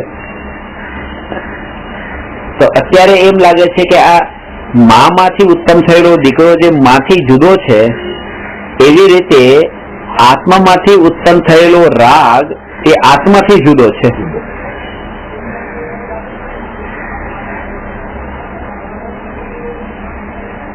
એક બહુ સરસ દ્રષ્ટાંત આવે છે સમયસારમાં જ, કે જેવી રીતે પીપળનું ઝાડ છે, એ પીપળના ઝાડમાં લાખ થાય છે, એના થડમાં લાખ થાય છે. તો લાખ ઉત્પન્ન હવામાં ન થાય, પાણીમાં ન થાય, એ પીપળના ઝાડમાં થાય લાખ. અને એનાથી શું થાય કે લાખના કારણે એ પીપળનું ઝાડનું જે થડ છે એ થડ સડી જાય, એ લાખના કારણે સડી જાય, અને પીપળનું ઝાડ પડી જાય, સડી જાય, પડી જાય. તો એ લાખના માટે બે વાત બતાવી છે કે આ લાખને ઉત્પન્ન કોને કરી? કે પીપળના ઝાડે. જેમાં આ ઉત્પન્ન થઈ એને એનો જ ઘાત કર્યો. એવી રીતે રાગનો ભાવ જે આત્મામાં ઉત્પન્ન થાય છે એ આત્માનો જ ઘાત કરનારો છે. એટલી સૂક્ષ્મતાથી આ વાત બતાવી છે કે આત્માની પર્યાય છે તેમ છતાંય આત્માથી જુદી છે. આવી દ્રષ્ટિ સાધુની હોય. એ કોઈને સૂટબૂટમાં જોઈને એમ ન કે અરે જો આ પાપી આવી ગયો. એ તો કે રાગની પર્યાય એમાં ઉત્પન્ન થઈ છે, એનો ઘાત કરનારી છે, એ એની પર્યાયથી જુદો છે અને ભગવાન આત્મા છે. ભલે પર્યાયમાં ઉત્પન્ન થયેલો રાગ હોય પણ પર્યાય એની નથી, પર્યાયથી તો જુદો છે. એવું જેની પ્રતીતિમાં હોય એને જ દ્રષ્ટિ એવી થઈ હોય ને એ જે રૂપે જોતા હોય.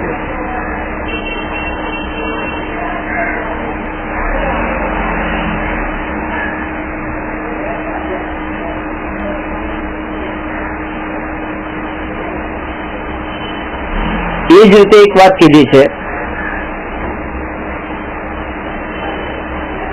કે પાણી છે તળાવમાં ભરેલું છે, તળાવમાં ભરેલા પાણી પર લીલ જામી ગઈ છે.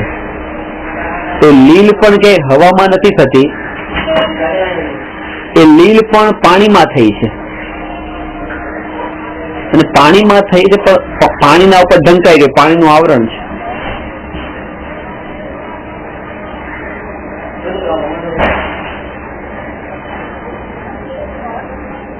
એ લીલ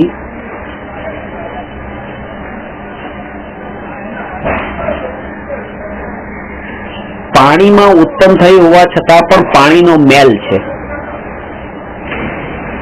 એવી રીતે આત્મામાં રાગનો ભાવ જે ઉત્પન્ન થાય છે એ ભાવ ઉત્પન્ન ભલે થયો હોય પણ એનો મેલ છે. અને ખાસ વાત એમાં બતાવી છે કે જે લીલ થઈ હોય ભલે પાણીમાં, પણ જે સમજદાર પુરુષ છે એ લીલને દૂર કરીને એ પાણીનો સ્વાદ ચાખી લે છે, પાણીને પી લે છે, લીલને પડી રાખે છે. લીલ તરફ દ્રષ્ટિ પણ કરતો નથી, દૂર કરીને અનુભવ કરે છે. એટલે જ્ઞાની રાગ સહિત આત્માનો અનુભવ નથી કરતા, રાગથી જુદો એવો આત્માનો અનુભવ કરી લે છે અને આનંદ લે છે. કારણ કે હજુ તો પૂર્ણ વિતરાગી થયા નથી ત્યારે એટલે રાગનો ભાવ તો આત્મામાં છે જ તે. એટલે રાગની હૈયાતીના કાળે રાગથી જુદી આત્માની અનુભૂતિ એ જ્ઞાની કરી શકે છે.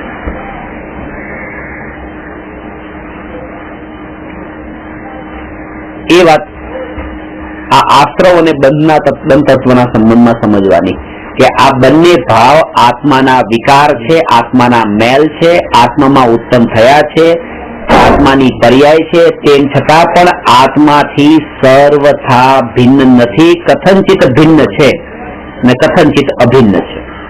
આત્મામાં ઉત્પન્ન થયા એટલે આત્માના છે અને આત્મા સાથે એક મેક નથી, સ્વરૂપથી વિપરીત છે એટલા માટે જુદા છે. એટલે કથનચિત.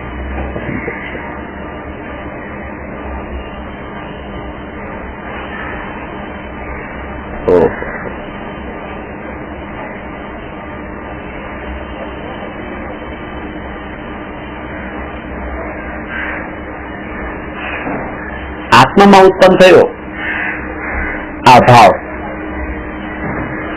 સમયસારમાં આ ભાવને પૂદગલનો ભાવ કીધો છે, રાગ દ્વેષના ભાવને જળના ભાવ કીધા છે.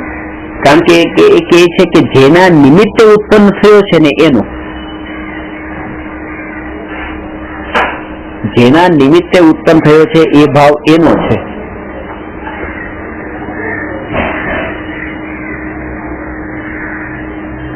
આત્મામાં ઉત્પન્ન આત્માનો નહીં કીધો, કારણ કે આત્મામાં તો ઉત્પન્ન થયો છે. કોઈ છોકરાનો જન્મ થયો તો એ તો માંથી જન્મ થયો છે, અને એ છોકરાની પાછળ જેમાંથી એ થયો છે એ માનું નામ નથી લાગતું, એના પિતાનું નામ લાગે છે. એ છોકરો કોનો છે કે એના પિતાનું, કે જેના નિમિત્તથી થયો ને એ. તો એનું કારણ પણ બતાવે છે કે માનું નામ કેમ નહીં લીધું.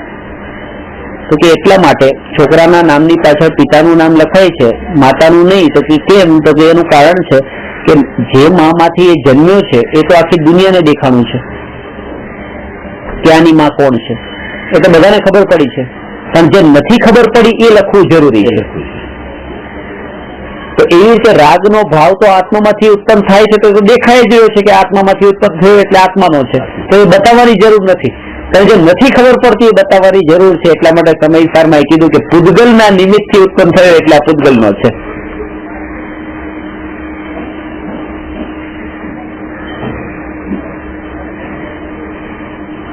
એટલે જે ભાવ ઉત્પન્ન થયો જે પણ વસ્તુ માટે એ પૂતગલ છે, એ પૂતગલ એટલે એના નિમિત્તે થયો છે, એટલે આપણો નથી.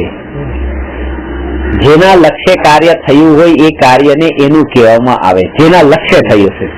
બરાબર.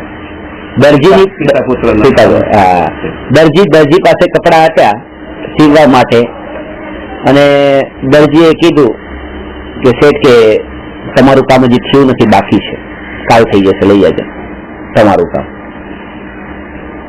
હવે એ જે કામ છે કે આપણું કામ થયું છે, સીવવાનું કામ તો દરજીનું છે. એમ નથી કે મારું કામ થયું નથી, તમારું કામ નથી થયું. કારણ કે જેના લક્ષ્ય થતું હોય ને એ કાર્યને એનું કહેવામાં આવે, જેનું લક્ષ્ય હોય. તો એવી રીતે ભલે દરજીનું કામ કપડા સીવવાનું છે, પણ એમ કહેવાય કે ગ્રાહકનું લક્ષ્ય હોવાથી ગ્રાહકનું કાર્ય કહેવાય. એવી રીતે આત્માનું કાર્ય છે રાગ દ્વેષ કરવાનું, પણ એ આત્માનું નથી કહેવાતું, એ કહેવાય છે પૂતગલનું. કારણ કે પૂતગલના લક્ષ્ય થયો છે એ રાગ દ્વેષનો ભાવ.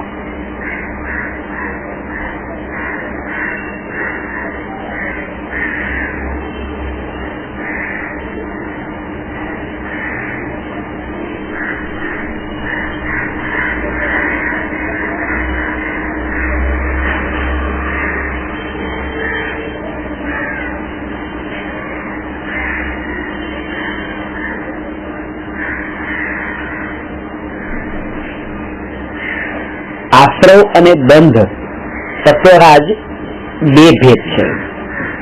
આશ્રવ અને બંધમાં બે ભેદ છે. આ ભાવાશ્રવ ને દ્રવ્યાશ્રવ ને ભાવ બંધ ને દ્રવ્ય બંધ એ તો ખરા જ, પણ પુણ્ય અને પાપ એ આશ્રવના જ ભેદ છે. પુણ્યાશ્રવ ને પાપાશ્રવ, પુણ્ય બંધ અને પાપ બંધ.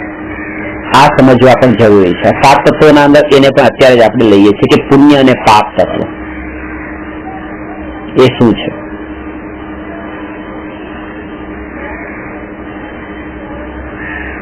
સમયસાર કે છે કે જેવી રીતે જીવ અને અજીવને એક માન્યા, જીવ અને અજીવ એ છે જુદા જુદા પણ એને એક માન્યા, એના કારણે સંસાર પરિભ્રમણ થયું. અને બીજી વાત, આ જીવ અને આ અજીવ છે બે જુદા પણ એને માન્યા એક, એને આ જુદા છે એને માન્યા એક, એના કારણે થયું સંસાર પરિભ્રમણ. અને બીજી વાત, પુણ્ય અને પાપ છે બે એક જ અને એને માન્યા જુદા, એના કારણે પણ સંસાર પરિભ્રમણ થયું. બંને વાત જે ભેદ રૂપે હતા એવા જીવ અજીવને અભેદ માન્યા, અને જે અભેદ છે એવા કર્મના બે પ્રકારને પુણ્ય પાપને ભેદ રૂપે માન્યા કે આ પુણ્ય છે ને આ પાપ છે, પણ બેને કર્મ રૂપે નહીં માન્યા.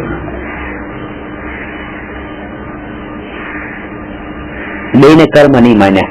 બંનેને, એકને તો બંધનનું કારણ માન્યું ને એકને મુક્તિનું કારણ માન્યું, એકને દુઃખનું કારણ માન્યું, એકને સુખનું કારણ માન્યું, એકને અશાંતિનું કારણ માન્યું, એકને શાંતિનું કારણ માન્યું, એકને છોડવા યોગ્ય માન્યું, એકને કરવા યોગ્ય માન્યું. અને એના જ કારણે આજ સુધી અનંત વાર પુણ્ય પણ બાંધીને સંસાર પરિભ્રમણ નહીં રોકાયું. સમયસારમાં ખાસ વિશેષ અધિકાર લખવામાં આવ્યો છે, પુણ્ય પાપ અધિકાર. જેને આખો અધિકારમાં એનું ચેપ્ટર જ આખું રાખવામાં આવ્યું. એનું કારણ છે કારણ કે જીવ આશ્રય અને બંધનો અધિકાર હતો. આશ્રય અને બંધ અધિકારમાં પણ એ પુણ્ય અને પાપનું વર્ણન કરી શકતા હતા, પણ એ નહીં કર્યું. પુણ્ય અને પાપનું વર્ણન અલગથી અલગ અધિકારમાં અલગ ચેપ્ટરમાં બતાવ્યું. કારણ કે એનું સ્વરૂપ એટલું મહત્વનું છે કે જેના કારણે થઈને એની અંદર જ સાથે મિક્સ કરી નથી રાખ્યું, એને અલગ કરીને રાખ્યું છે, એને વધારે પ્રધાનતા આપવા માટે આ ટોપિકને.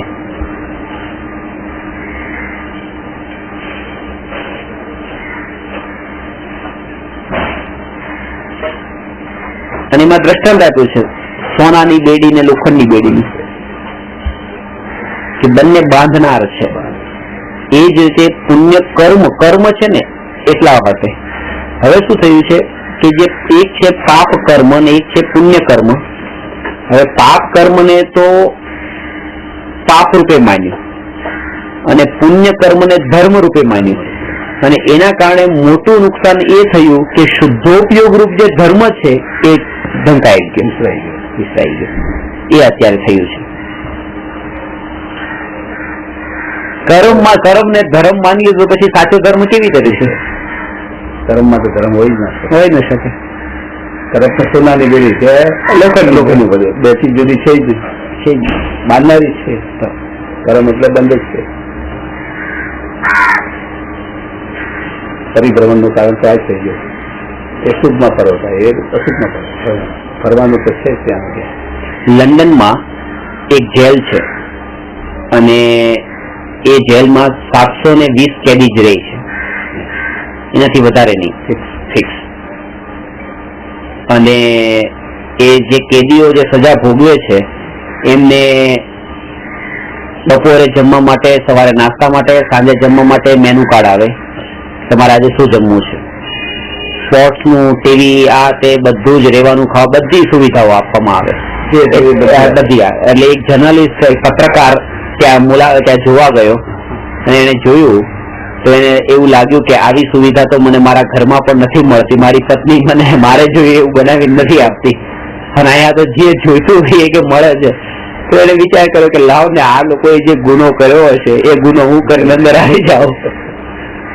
તો એને બધા કેદીઓને પૂછ્યું કે તમે કઈ મોટી ભૂલ કરી હતી કે જેના કારણે તમને આ સજા મળી છે? તો કે છે કે કેદીઓએ કીધું કે આ બધું જાણવા તમને શું લાભ છે? તો કે મારે આવું કરવાની ઈચ્છા થાય છે. કે નહીં કરો, ક્યારેય પણ અમારા જેવી ભૂલ નહીં કરતા તમે. અમને ભલે બધી સુવિધાઓ મળતી હોય પણ આ 4 દિવાલની અંદર છીએ, બહાર નથી જઈ શકતા, બંધન છે.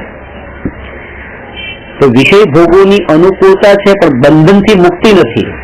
બસ આ સ્વર્ગમાં પણ એ જ છે કે વિષય ભોગોની અનુકૂળતા પૂરેપૂરી છે પણ બંધન તો ત્યાં પણ છે, મુક્તિ નથી. બસ એટલા માટે સ્વર્ગ પણ જવા યોગ્ય નથી.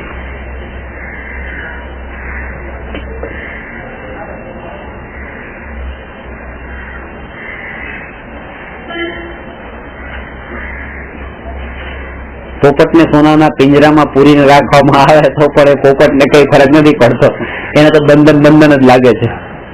મહિમા તો બંધન અને મુક્તિની વાત છે. બંધન ને મુક્તિની વાત છે, સોના ને લોખંડ ની વાત અહીંયા નથી. અહીંયા એના ભેદ પાડી દીધા છે કે લોખંડ અને સોનું.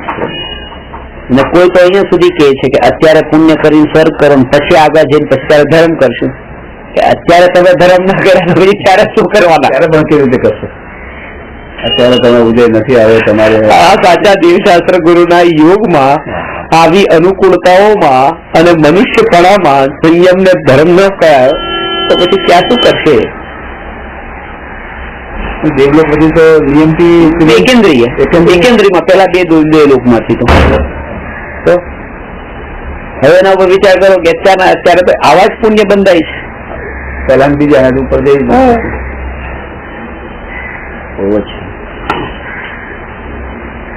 સ્વરૂપનું છે, બીજું કઈ છે બધું મસ્ત ગરમસલા સ્વરૂપનું છે. ત્યાં લાગે છે કઈ છે, દલ્લો છે. અત્યારે એવું લાગે સ્વર્ગમાં દલ્લો છે, એ દલ્લો લેવા જવું છે મારે. બહુ બસ એ જ છે. બીજું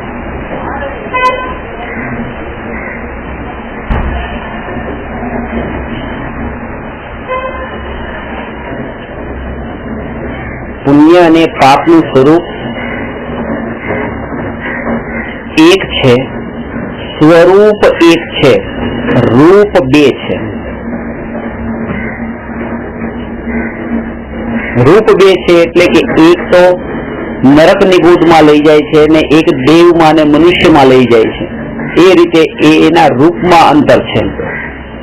સ્વરૂપ એક છે એટલા માટે કારણ કે બંને સંસારમાં લઈ જાય છે. સ્વરૂપ એક છે કારણ કે બંને સંસારમાં લઈ જાય છે.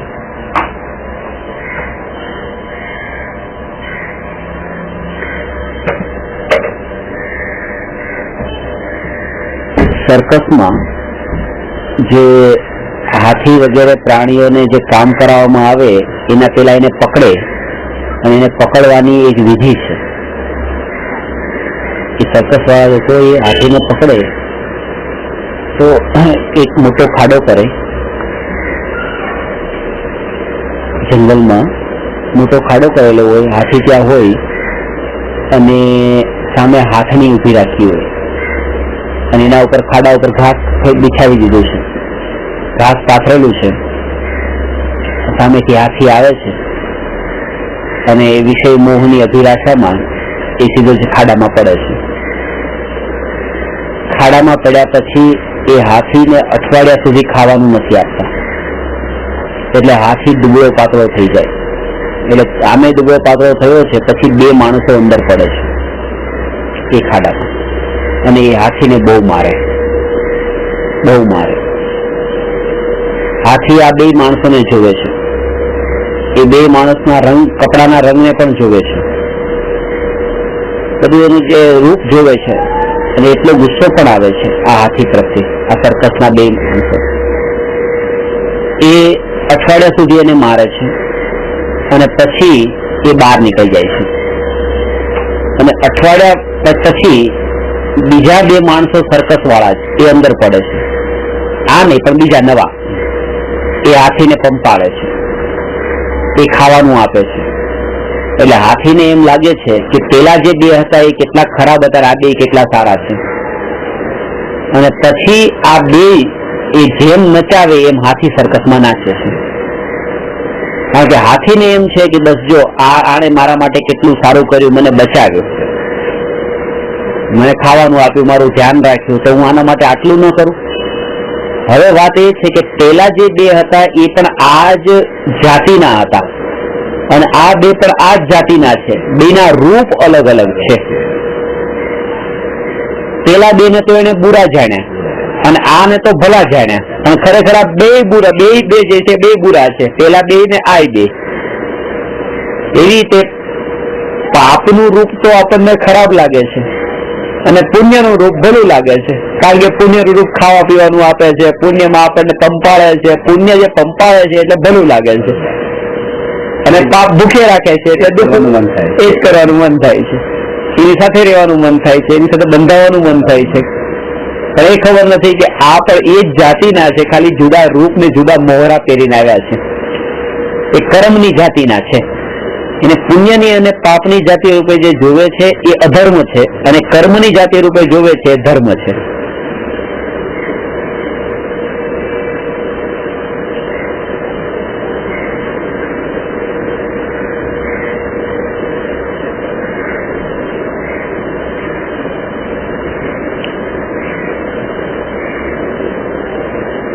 ફિલ્મમાં પણ આપણે જોઈએ છે કે કોઈ હવે હીરો છે, એ હીરો શું કરે છે કે કોઈ વિલન હોય, કોઈ વિલન છોકરીને છંછેડતો હોય, હિરોઈનને છંછેડતો હોય, તો હીરો આવીને એ વિલનને મારશે અને પછી પોતે એ છોકરી સાથે લાગી જશે. એ તો પેલા એ જ કામ કરતા હતા, વિલન એ જ કામ કરતા હતા, પણ છે નહીં, આ અલગ રૂપમાં આવ્યો છે, પણ બાકી છે તો એ જ વિલન જ, બીજો વિલન છે. બંને વૃત્તિ તો ભગવાનની વૃત્તિ છે. આને પેલા વિલન લોકો બુરા લાગે છે, આ ભલો લાગે છે.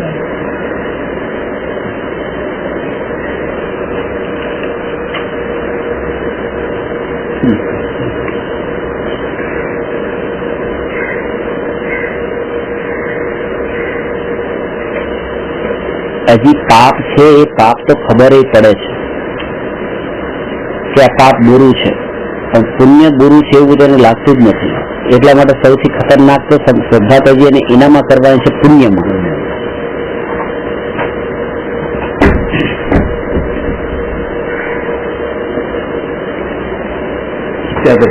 પુણ્યનો ઉપદેશ છે, પુણ્ય કરો, કરવા જેવું છે. અત્યારે આ નહીં કરો તો શું કરશો? અત્યારે આ નહીં કરશો તો શું કરશો? બરાબર છે, અત્યારે આ નહીં કરો તો સીધા પાપ જ કરશો, બધી વાત બરાબર છે, પણ તમે એ કહીને તમારા અંતરના ભાવ એવા નથી હોતા એ બોલતી વખતે કે આ નહીં કરો તો શું કરશો, ત્યારે એનો મતલબ એ નથી કે શુદ્ધોપયોગ સુધી પહોંચવા માટે આ કરવાનું કહેવામાં આવે છે. ત્યાં તો એ જ છે કે બસ પુણ્ય કરો, બસ.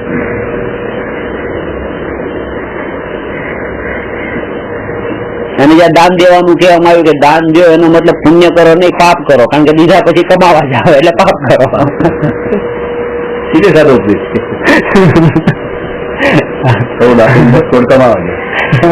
પછી લાવવું કે આના ઉદ્દેશથી મળ્યો છે, પુણ્યનો ઉદ્દેશથી મળ્યો છે. દિમાગમાં એ જ ફિટ થાય છે. હા હા હા, એમને કીધું છે, મેં ખર્ચ્યા છે, તો મારે પછી એટલે 10 નો ફાયદો થઈ જાય. આજે કાલે કર્યું ને આજે, અને એ માન્યતા દ્રઢ થઈ જાય.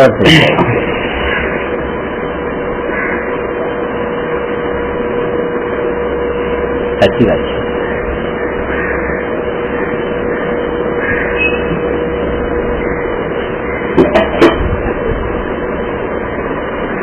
ઉદય કેટલા ટાઈમમાં આવે એનો કઈ એની સ્થિતિ જેવો થયો હોય એ ભાવ ભાવ ભાવોની ઇન્ટેન્સિટી ઉપર, ભાવોની તીવ્રતા ઉપર, કેટલા સમયની સ્થિતિ બંધાણી છે, કેટલા સમયનો એનો અબાધા કાળ છે, એ પછી ઉદયમાં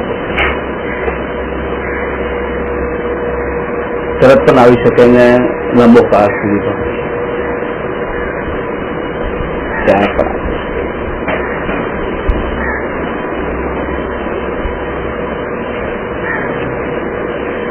જે જીવને અનુકૂળતામાં સુખ માનેલું છે એ જ પુણ્ય કરવાનો ઉપદેશ આપે છે.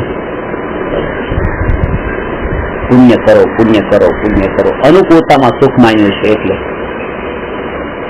નહીં તો એનો ઉપદેશ એવો હોય કે પુણ્ય છોડવા યોગ્ય છે, કરવા યોગ્ય નથી. અને તેમ છતાંય તે એ પોતે કરતો હોય, બીજા કરતા હોય તો એને પણ એ જોતો હોય, પણ બંનેને, પોતાને અને બીજાને એ દ્રષ્ટિથી ન જોતો હોય. એ દ્રષ્ટિથી ન જોતો હોય કે જો આ કર્મ વાળા, એને પણ જુદો જુદો એ કર્મ છે.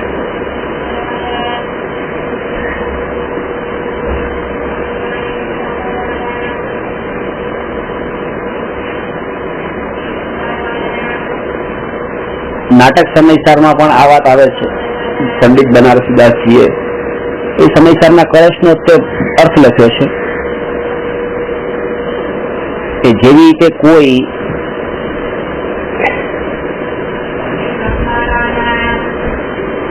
માને ત્યાં બે જોડકા છોકરાના જન્મ થયા, બેના, અને એ ચમારના ઘરે,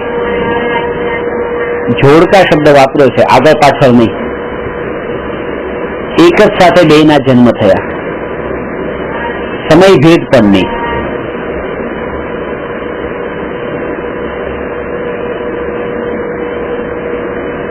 અને થોડા મોટા થયા ત્યાં એક બ્રાહ્મણી, એક સમારની જે બાઈ હતી એની માં છોકરાઓની, એને પાસે આવીને કીધું કે તારી પાસે બે છોકરા છે અને એની પેલાના પણ કેટલાય છે, મારે કોઈ છોકરું નથી, તો મને એક છોકરું આપી દે, મારે દત્તક લેવું છે. આને આપી, એ જોડકામાંથી એક આપ્યું. તો જે બ્રાહ્મણના ઘરે મોટો થયો એ હવે દારૂ પીતો નથી, માંસ ખાતો નથી, એ રીતે સંયમથી જીવે છે, સદાચારથી જીવે છે. અને જે ચમારના ઘરે થયો એ માંસ ખાય છે, દારૂ પીવે છે અને બધા જ વ્યસનનું સેવન કરે છે. બેયના રૂપ અલગ અલગ છે, કેવા પણ બે છે તો એક જ માના દીકરા, ચમારના છે.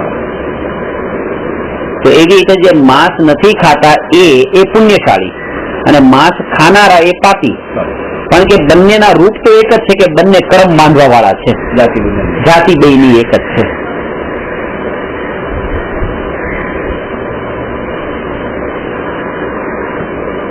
જેને મિષ્ટાનમાં રસ છે એને પુણ્યમાં રસ છે, જેને સ્પર્શેન્દ્રિયના ભોગમાં રસ છે એને પુણ્યમાં રસ છે, જેની ભોગ વૃત્તિ ટળી ગઈ છે એને પુણ્યમાં રસ નથી કરતી. ભોગ વૃત્તિ ટળેલાને પુણ્યનો રસ નથી. પુણ્યનો રસ, પુણ્ય તો એવું છે કે તલવાર ઉપર મધ ચોપડેલું હોય અને જીભ કપાતી જાય ને ચાકતો જાય, મજા લે, અંદર પોતે પોતાનો ઘાત કરતો હોય, એના જેવું એ પુણ્ય છે.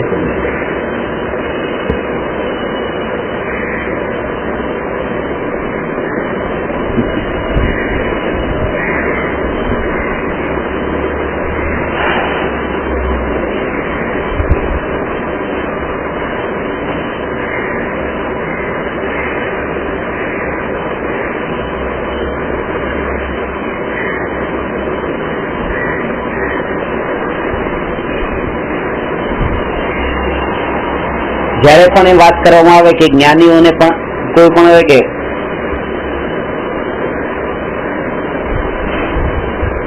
જ્ઞાની ઉપદેશ આપે ભાઈ ભોગ વૃત્તિ છોડો, તમે આવી મોંઘી ગાડી ને આવી રીતે તમે પિક્ચર જોવા જાઓ કે ખાવા પીવા જાઓ કે બધામાં તો માનો કે તમે ખોટા કરમ નહીં બાંધો, તો કે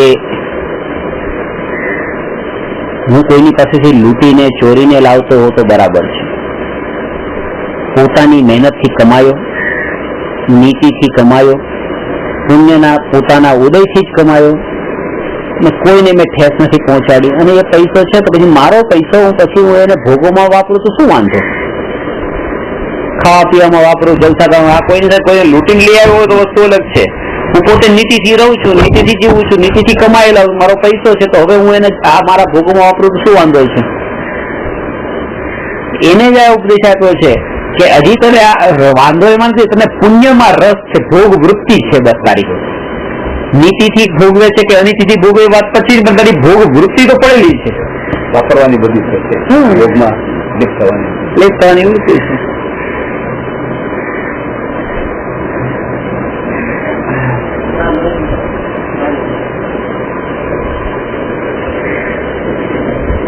હજુ આ સુધી જે જીવને વૈરાગ્ય આવ્યો અને જગતના ક્ષણિકપણાનો બોધ થયો, એ ક્ષણિકનો બોધ પાપના ઉદયના કાળે થયો, પુણ્યના ઉદયના કાળે નહીં. પાપના ઉદયના કાળે જ એ પુણ્યને છોડી ગયા, પુણ્યના વૈભવને છોડી ગયા. એક નાનકડી એવી ઘટના ઘટી કે માથામાં એક સફેદ વાળ આવ્યો, બસ એ પાપના ઉદયથી આવ્યો હતો, પણ એના કારણે થઈને આખો રાજ્ય બધું પુણ્ય છોડી દીધું. એ પાપના ઉદયમાં પુણ્યના ઉદયને છોડી દીધો. કારણ કે નર્ગ મહારાજે અંગૂઠી જોઈને ઉતારીને, હાથ જોઈને, આંગળી જોઈને ખાલી એવું થઈ ગયું તો કેવું શકે? નાશ કરી જતા એક પ્રતિક પુણ્યના ઉદય ને પાપના ઉદયમાં, પાપના ઉદયના અંદર એને વધારે જાગૃતિ રહી છે, પુણ્યના ઉદયમાં માણસ ગાંડો થઈ જાય છે. વચ્ચે શેર બજાર એટલું ચડ્યું પછી ઉતરી ગયું તો બધા લોકો કે અરે રે હવે વધારે આગળ ઉપર ન ગયું, ઉપર ન જાય એ સારું છે, ન જાય તો માણસ ગાંડો જ થઈ જાય. કારણ કે ચડતો જાય એટલો હવામાં ઉડતો જાય એટલે નીચે પાડે, જેથી કરીને બેલેન્સ રાખવા માટે ભાઈ જો આ તારું કઈ નથી ચાલતું, એના માટે આ પણ જરૂરી છે, બધું બરાબર છે. નહીં તો એને એમ જ લાગી જાય કે બસ જો મારી કેટલી બુદ્ધિ ને મારી કેટલી નાના છોકરા અંદર ઘસ્યા તમે આટલા વર્ષમાં શું સમજ? એક દિવસમાં લાખો રૂપિયા લઈ આવે છે, ગયા એટલે બધા બાપાને જૂના હતા, બાપાને લઈ ગયા.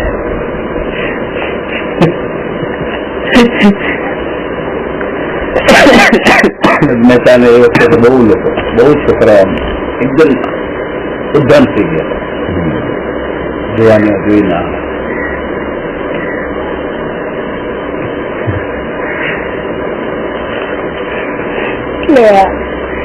હોય આ ઉદયનું સ્વરૂપ આવું છે, જીવે જાણ્યું નથી, અંદરથી એને લાગ્યું નથી. આ સ્વરૂપ બહુ એને પોતાનું કર્તૃત્વ જેવું લાગે. પાપના ઉદય વાળાને અને પુણ્યના ઉદય વાળાને અકર્તા ભાવ સમજાવવો બહુ મુશ્કેલ પડે. સર્વણને કીધું આ કામ કર, કરી દીધું. બીજાને કીધું આ કામ કર, પત્નીને કીધું તું આમ કરજે. પુણ્યના ઉદય આમ ધારા રૂપે ચાલે છે, બધા કામ થઈ જાય છે, લાગે છે બસ હું બધું કરું છું. મેં કીધું પાપના ઉદય વાળાને આમ કર ને પેલા એ નહીં કર્યું. પત્નીને કીધું આ શાક બનાવજે, એને નહીં બનાવ્યું. ત્યારે ખબર પડી આ જગતમાં મારું કઈ ચાલતું નથી. પાપના ઉદય વાળાને ધર્મ વધારે સમજાય છે, અકર્તાવાદ વધારે સમજાય છે. પુણ્યના ઉદય વાળા તો ભાવનાઓમાં વહેતો જાય છે અને તેમ જ લાગે છે કે બસ આ બધું જ કરનારો છે, એને જાગૃતિ જ નથી રહેતી.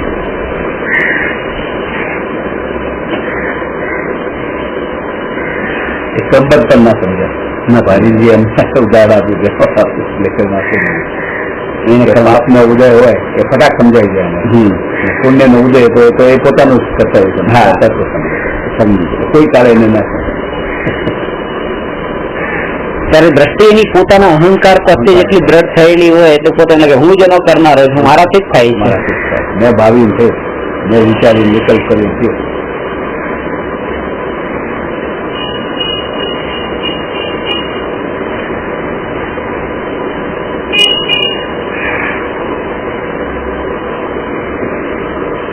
પુણ્ય આત્મજ્ઞાન વિના પુણ્ય બાંધીને 31 સાગરોપમ વર્ષ સુધી એ દેવગતિના સુખને ભોગવે છે. 31 સાગરોપમ વર્ષનું આયુષ્ય છે 9મા ગ્રૈવિકનું. 9મા ગ્રૈવિકે જાય છે આ પુણ્ય બાંધીને, ત્યાં સુધી જાય છે 9મા ગ્રૈવિક. અને 31 સાગરોપમ વર્ષનું આયુષ્ય, 2-4 વર્ષ નહીં. અને મુનિ વ્રત ધાર અનંત 12 ગ્રીવક ઉપજાયો, તે નિજ આત્મ જ્ઞાન બિના સુખ લેશ ન પાયો. અહીંથી પુણ્ય એટલું પુણ્ય બાંધ્યું, એટલું પુણ્ય બાંધ્યું. કેવું પુણ્ય કે ગાલી સુની મન ખેદન આનો, ગુણ કો અવગુણ કહે બખાનો. કોઈ તમને ગાળ દે અને મનમાં તમે ખેદ નહીં કર્યો. આજે મારા સાહેબોનો જે ઉપદેશ છે ને, આ એ ઉપદેશ અહીંયા આપું છું. તો કોઈ તમને ગાળ દે તો મનમાં ખેદ નહીં લગાડવો એમ. ગાલી સુની મને ખેદ ન આનો, ગુણ કો અવગુણ કહે બખાનો. તમારામાં ઘણા બધા ગુણ હોય અને સામેવાળો અવગુણ કે કોઈ ખેદ ન કરે. ગુણ કો અવગુણ કહે બખાનો, કહી હે બખાનો. હજી આટલું તો બખાણ બહુ ઊંધું સીધું બોલે તમારું. વસ્તુ છીને, તમારી વસ્તુ જ લઈ લે તમારી પાસે, તમારી ઘડિયાળ લઈ લે, તમારી પેન લઈ લે, પેન પૈસા લઈ લે. વસ્તુ છીને, કહી હે બખાનો. વસ્તુ છીને બાંધે, બાંધ માર બહુ વિધિ કરે. વસ્તુ લઈ જાય તમારા ઘરમાં આવીને તમને બાંધે, મારે, અને એનાથી જેટલું થતું એ બધું જ કરે. ગાલી સુની મન ખેદન આનો, ગુણ કો અવગુણ કહે બખાનો. કહી હે બખાનો. વસ્તુ છીને બાંધ માર બહુ વિધિ કરે. અને પછી એટલું જ નહીં, ઘર તે નિકારે, તમને તમારા ઘરમાંથી બહાર કાઢે. ત્યારે તો ઘરમાંથી તમારી વસ્તુ લઈ ગયો, હવે તો ઘરને જ લઈ લીધું, તમને ઘરમાંથી બહાર કાઢે. ઘર તે નિકારે, અને આમ નામ ન કાઢે.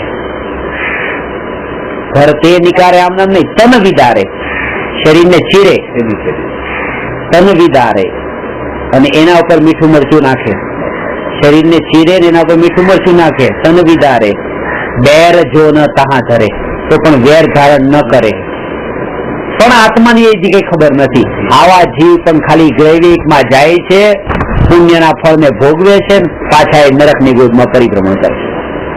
આત્માની આ મહિમા બતાવવા વાંચી છે કે આત્મા જેને નથી મળ્યો એ આટલું તો સહન કરી લે છે, પણ શુદ્ધોપયોગ રૂપ ધર્મ નથી પામતા. સ્વર્ગના સુખને તો પામે છે પણ મોક્ષ સુખને નથી પામતા. સમજતી આત્મા હોય તો 9 ઉપર જ જાય. નીચે પણ એવું નિયમ નથી કે 9 ઉપર જ જાય. નીચેના સ્વર્ગમાં બાંધેલા હમણાં જે બાંધશે, હવે નવા ભાવ જે બાંધશે આગળનો, એ તો પછી ઊંચો જાય, વૈમાનિક દેવ જ. એટલે આટલી મહિમા બતાવે છે કે આ શુદ્ધોપયોગ રૂપ ધર્મ જે છે એ ધર્મ વગર દુર્લભ છે. આવા પુણ્યના ભાવને, શુભ ભાવને, સહન શક્તિ, કે આ કેટલું સહન કરે, કેટલું સહન કરે, આ મારા સાહેબ કેટલું સહન કરે, આ પક્ષફળ વગર ચાલે. અરે કે આવું સહન કરે તો પણ આત્માનો અનુભવ નથી ત્યાં સુધી એ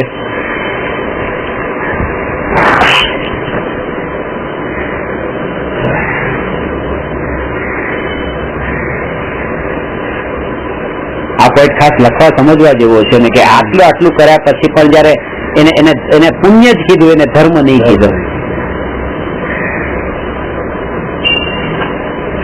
કેમ? તો એનું કારણ છે કે આટલું સહન કર્યું તો પણ એને પુણ્ય જ કીધું. કે હા, સહન કર્યું છે એટલે પુણ્ય કીધું છે, સહજ નથી લીધું. જ્યાં સહન કરવાની વાત છે ત્યાં કરતાપણું છે. મેં કર્યું, મેં સહન કર્યું.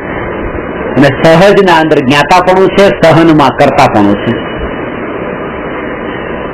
ક્રિયા બંને રીતે ક્રિયા સહજ લેવામાં ભાવ છે. ત્યાં ભાવ ત્યાં લાગે છે મેં કર્યું છે, નહીં આવે મેં ખાલી જ્ઞાતા સહજ લેવામાં જ્ઞાતા દ્રષ્ટાપણું છે અને સહન કરવામાં કરતાપણું છે. મેં કર્યું.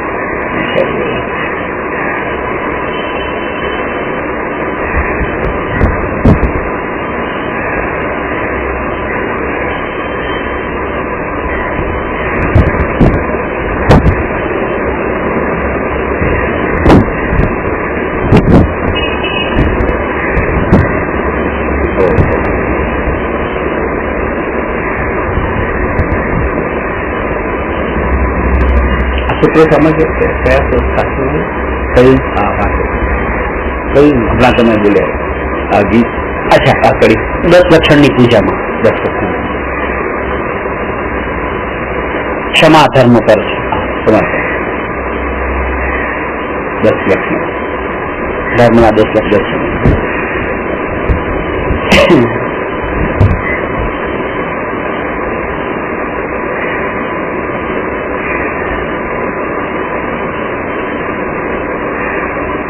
માથા પર સગડી મૂકીએ ને સહન થોડું કરે છે.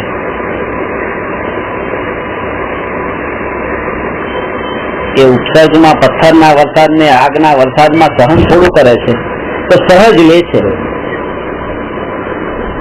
અહીંયા તો કહે છે કે સહજ લેવામાં પણ હજી ખરો ધર્મ તો હજી એ છે કે એના તરફ દ્રષ્ટિ ગઈ ત્યાંય તે પછી નબળાઈ થઈ ગઈ. ભલે ને સહજ લીધું જેમ છે એમ લઈ લીધું, પણ તો એ ઉપયોગ સ્વભાવમાંથી હટ્યો એટલે ગયો. એટલે ધર્મમાંથી શીખ્યો. ત્યાં પણ ધર્મમાંથી ચાલ શીખ્યો.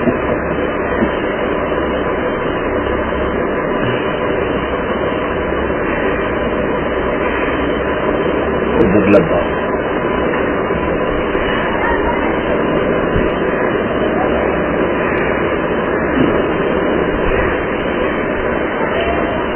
આ વાત જગતના બધા જીવોને નથી સમજાતી. ભાવના તો એવી હોય કે જગતના દરેક જીવો આ વાત સમજે પણ ન સમજાય. કારણ કે હોનહાર પણ એવી હોવી જોઈએ ને કે આ સહન કરવાની વાત છે. સાધુપણું લઈ લીધું, દીક્ષા લઈ લીધી, પણ આ શુદ્ધોપયોગરૂપ ધર્મ જ્ઞાતાપણું એટલું જ્ઞાતાપણું પાછું એક વિષયમાં નહીં, પાછું દરેક વિષયમાં. હવે માનો હું તમને મળતો તમારી સંતોષ જ્ઞાતા દ્રષ્ટા નીચે મળતો અને બીજી જગ્યાએ પછી કરતા ભોગતા થતો એમ નહીં. બધા સાથે એ આખા જગત થી ઉદાસીન થયેલો હોય.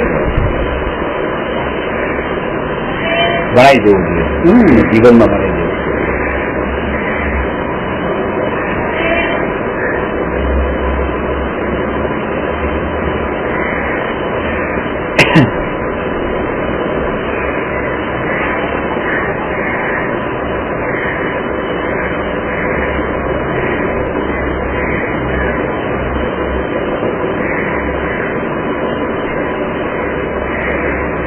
જગતની સંખ્યા, લોકની સંખ્યા એને એક માની છે.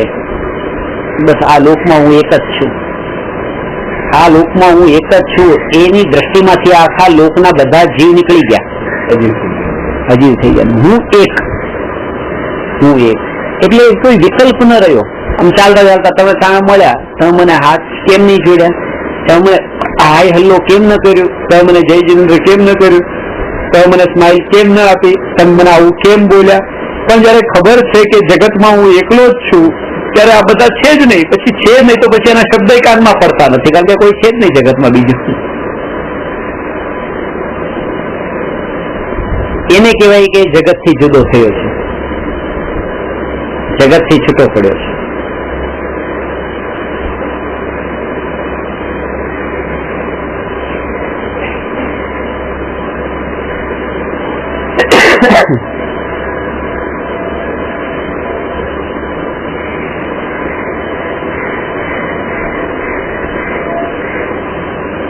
જયારે એક સમય માટે નિરાકુળ થઈને આકુળતા મંદ પડીને જયારે પોતે પુરુષાર્થ કરે છે ને ત્યારે આવો પુરુષાર્થ થઈને આગળની પર્યાયોમાં જે પુષઅપ કરવા માટે ઉપયોગી બને છે, ખાલી અત્યારના માટે નહીં.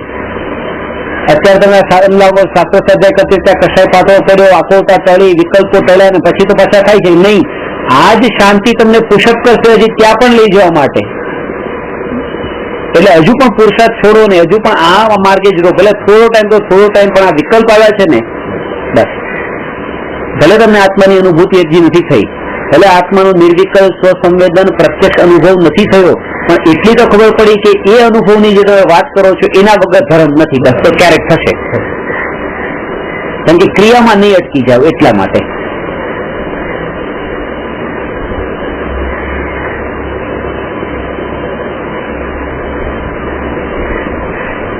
એની દશા લાવવી જોઈએ. પુણ્ય કરીને એની દશા પાકે. દશા આવ્યા પછી તમે એને આત્માની વાત કરો. દશા આવ્યા પછી આત્માની વાત કરો. દશા એટલે જ કે સમય સારા બધાને આત્મા આપતા જેવું નથી. એ તો કોઈક એવા જીવને જ અપાય જેને સમયસાર પચાવી શકે. અરે જે નહીં પચાવી શકે, આમે એનું અહિત થતું હતું. સમયસાર ને નતો પચાવતો ત્યારે પણ, અને આમે અહિત થવાનું છે. એમાં કઈ બહુ વધારે ફરક નથી પડવાનો. પણ આ વાત તો એવી છે કે બધાને આપવા જેવી છે.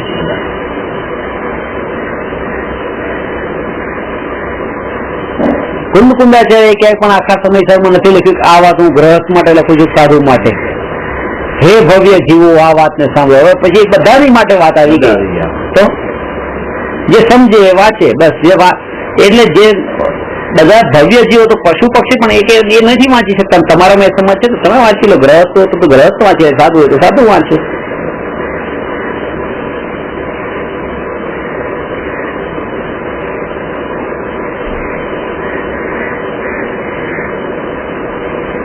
ભગવાને પણ સમુસરમાં સાધુ માટે કે જુદું ઉપદેશો ને બધા માટે એક બધા પ્રવચન હતું. એ ક્લાસ થોડો હતો, એક સરખો જ ઉપદેશ આપ્યો. ક્લાસમાં તો ક્લાસિફિકેશન હોય. ક્લાસ અને પ્રવચનમાં જ અંતર છે. તો ભગવાનના પ્રવચન જ ક્લાસ નો હોય. ક્લાસના અંદર હોય કે first standard, second standard, third standard અલગ અલગ ક્લાસના હોય. અને પ્રવચન એટલે કે બધા માટે એક સરખી વાત. ક્લાસ લેવા કેવલ ના થાય, બધા એક જ કેટેગરી. ક્લાસ લેવો એ બહુ સહેલું છે. પ્રવચન બહુ અઘરું કામ છે. બહુ અઘરું કામ છે. કારણ કે હવે તમને જ્ઞાન અલગ છે, બીજાનું અલગ છે, ત્રીજાનું અલગ છે. બધા અલગ અલગ પ્રકાર. બધાને વાત મારે પછી એક કહેવાની છે. કઈ કેવી રીતે સમજાય? આ જે નથી સમજી, વાત નથી સાંભળી આજ દિવસ સુધી, એ જીવને જેને ઘણું સાંભળ્યું છે એને બધાને સમજાય એવી. અને તીર્થંકર વગર માટે તો એનાથી પણ વધારે જવાબદારીનું કામ હતું. શું કે 4 જ્ઞાનના ધની ગણધર બેઠા છે અને પશુ પણ બેઠા છે. હવે બેને એક વાત કહેવાની. કેટલું બેલેન્સ હોય આ તત્વનું વસ્તુ સ્વરૂપના અંદર. કેવળ જ્ઞાની જ કરે છે. કેવળ જ્ઞાની એટલે સહજ થાય છે ને એટલે જ આ થાય છે. નહીં તો ન થાત. કરીને કરતા બુદ્ધિથી થતો તો ન થાત. તો પછી આવી જાય કે આ પશુ છે બચારા, કે એમને એમની ભાષામાં સમજાવો, વધારે સમજાવો ને આ છે પછી આવજો પછી સમજાવી સમજી બધા બેસો કે ખરી વાત છે. આ આશ્રવ બંધની ચર્ચા થઈ, પુણ્ય પાપની પણ ચર્ચા થઈ. અહીંયા આપણે 6 તત્વો ઉપર ચર્ચા પૂરી થઈ. પહેલા જીવ અજીવ તત્વ, પછી આશ્રવ બંધ તત્વ, અને આશ્રવ બંધમાં જ પેટાભેદ કરીને પુણ્ય પાપ તત્વ. હવે છે 3 તત્વો બાકી છે 9 તત્વોમાં. કે 7 તત્વો લો તો 3 તત્વો બાકી છે. સંવર, નિર્જરા અને મોક્ષ. આ 3 તત્વ સંવર, નિર્જરા, મોક્ષ, એના પણ 2 ભેદ છે. એની ચર્ચા આવતીકાલે કરશું. અને 7 તત્વનો પછી જે સાર છે એના સંબંધમાં 4 પ્રશ્ન બીજા છે, 229 થી 232. એની ચર્ચા આપણે પરમ દિવસે કરશું. એટલે 2 દિવસમાં આ તત્વનું પ્રકરણ આપણે લઈશું. નમો અરહંતાણમ, નમો સિદ્ધાણમ, નમો આયરિયાણમ, નમો ઉવજ્જાયાણમ, નમો લોએ સૌવસાહુણમ.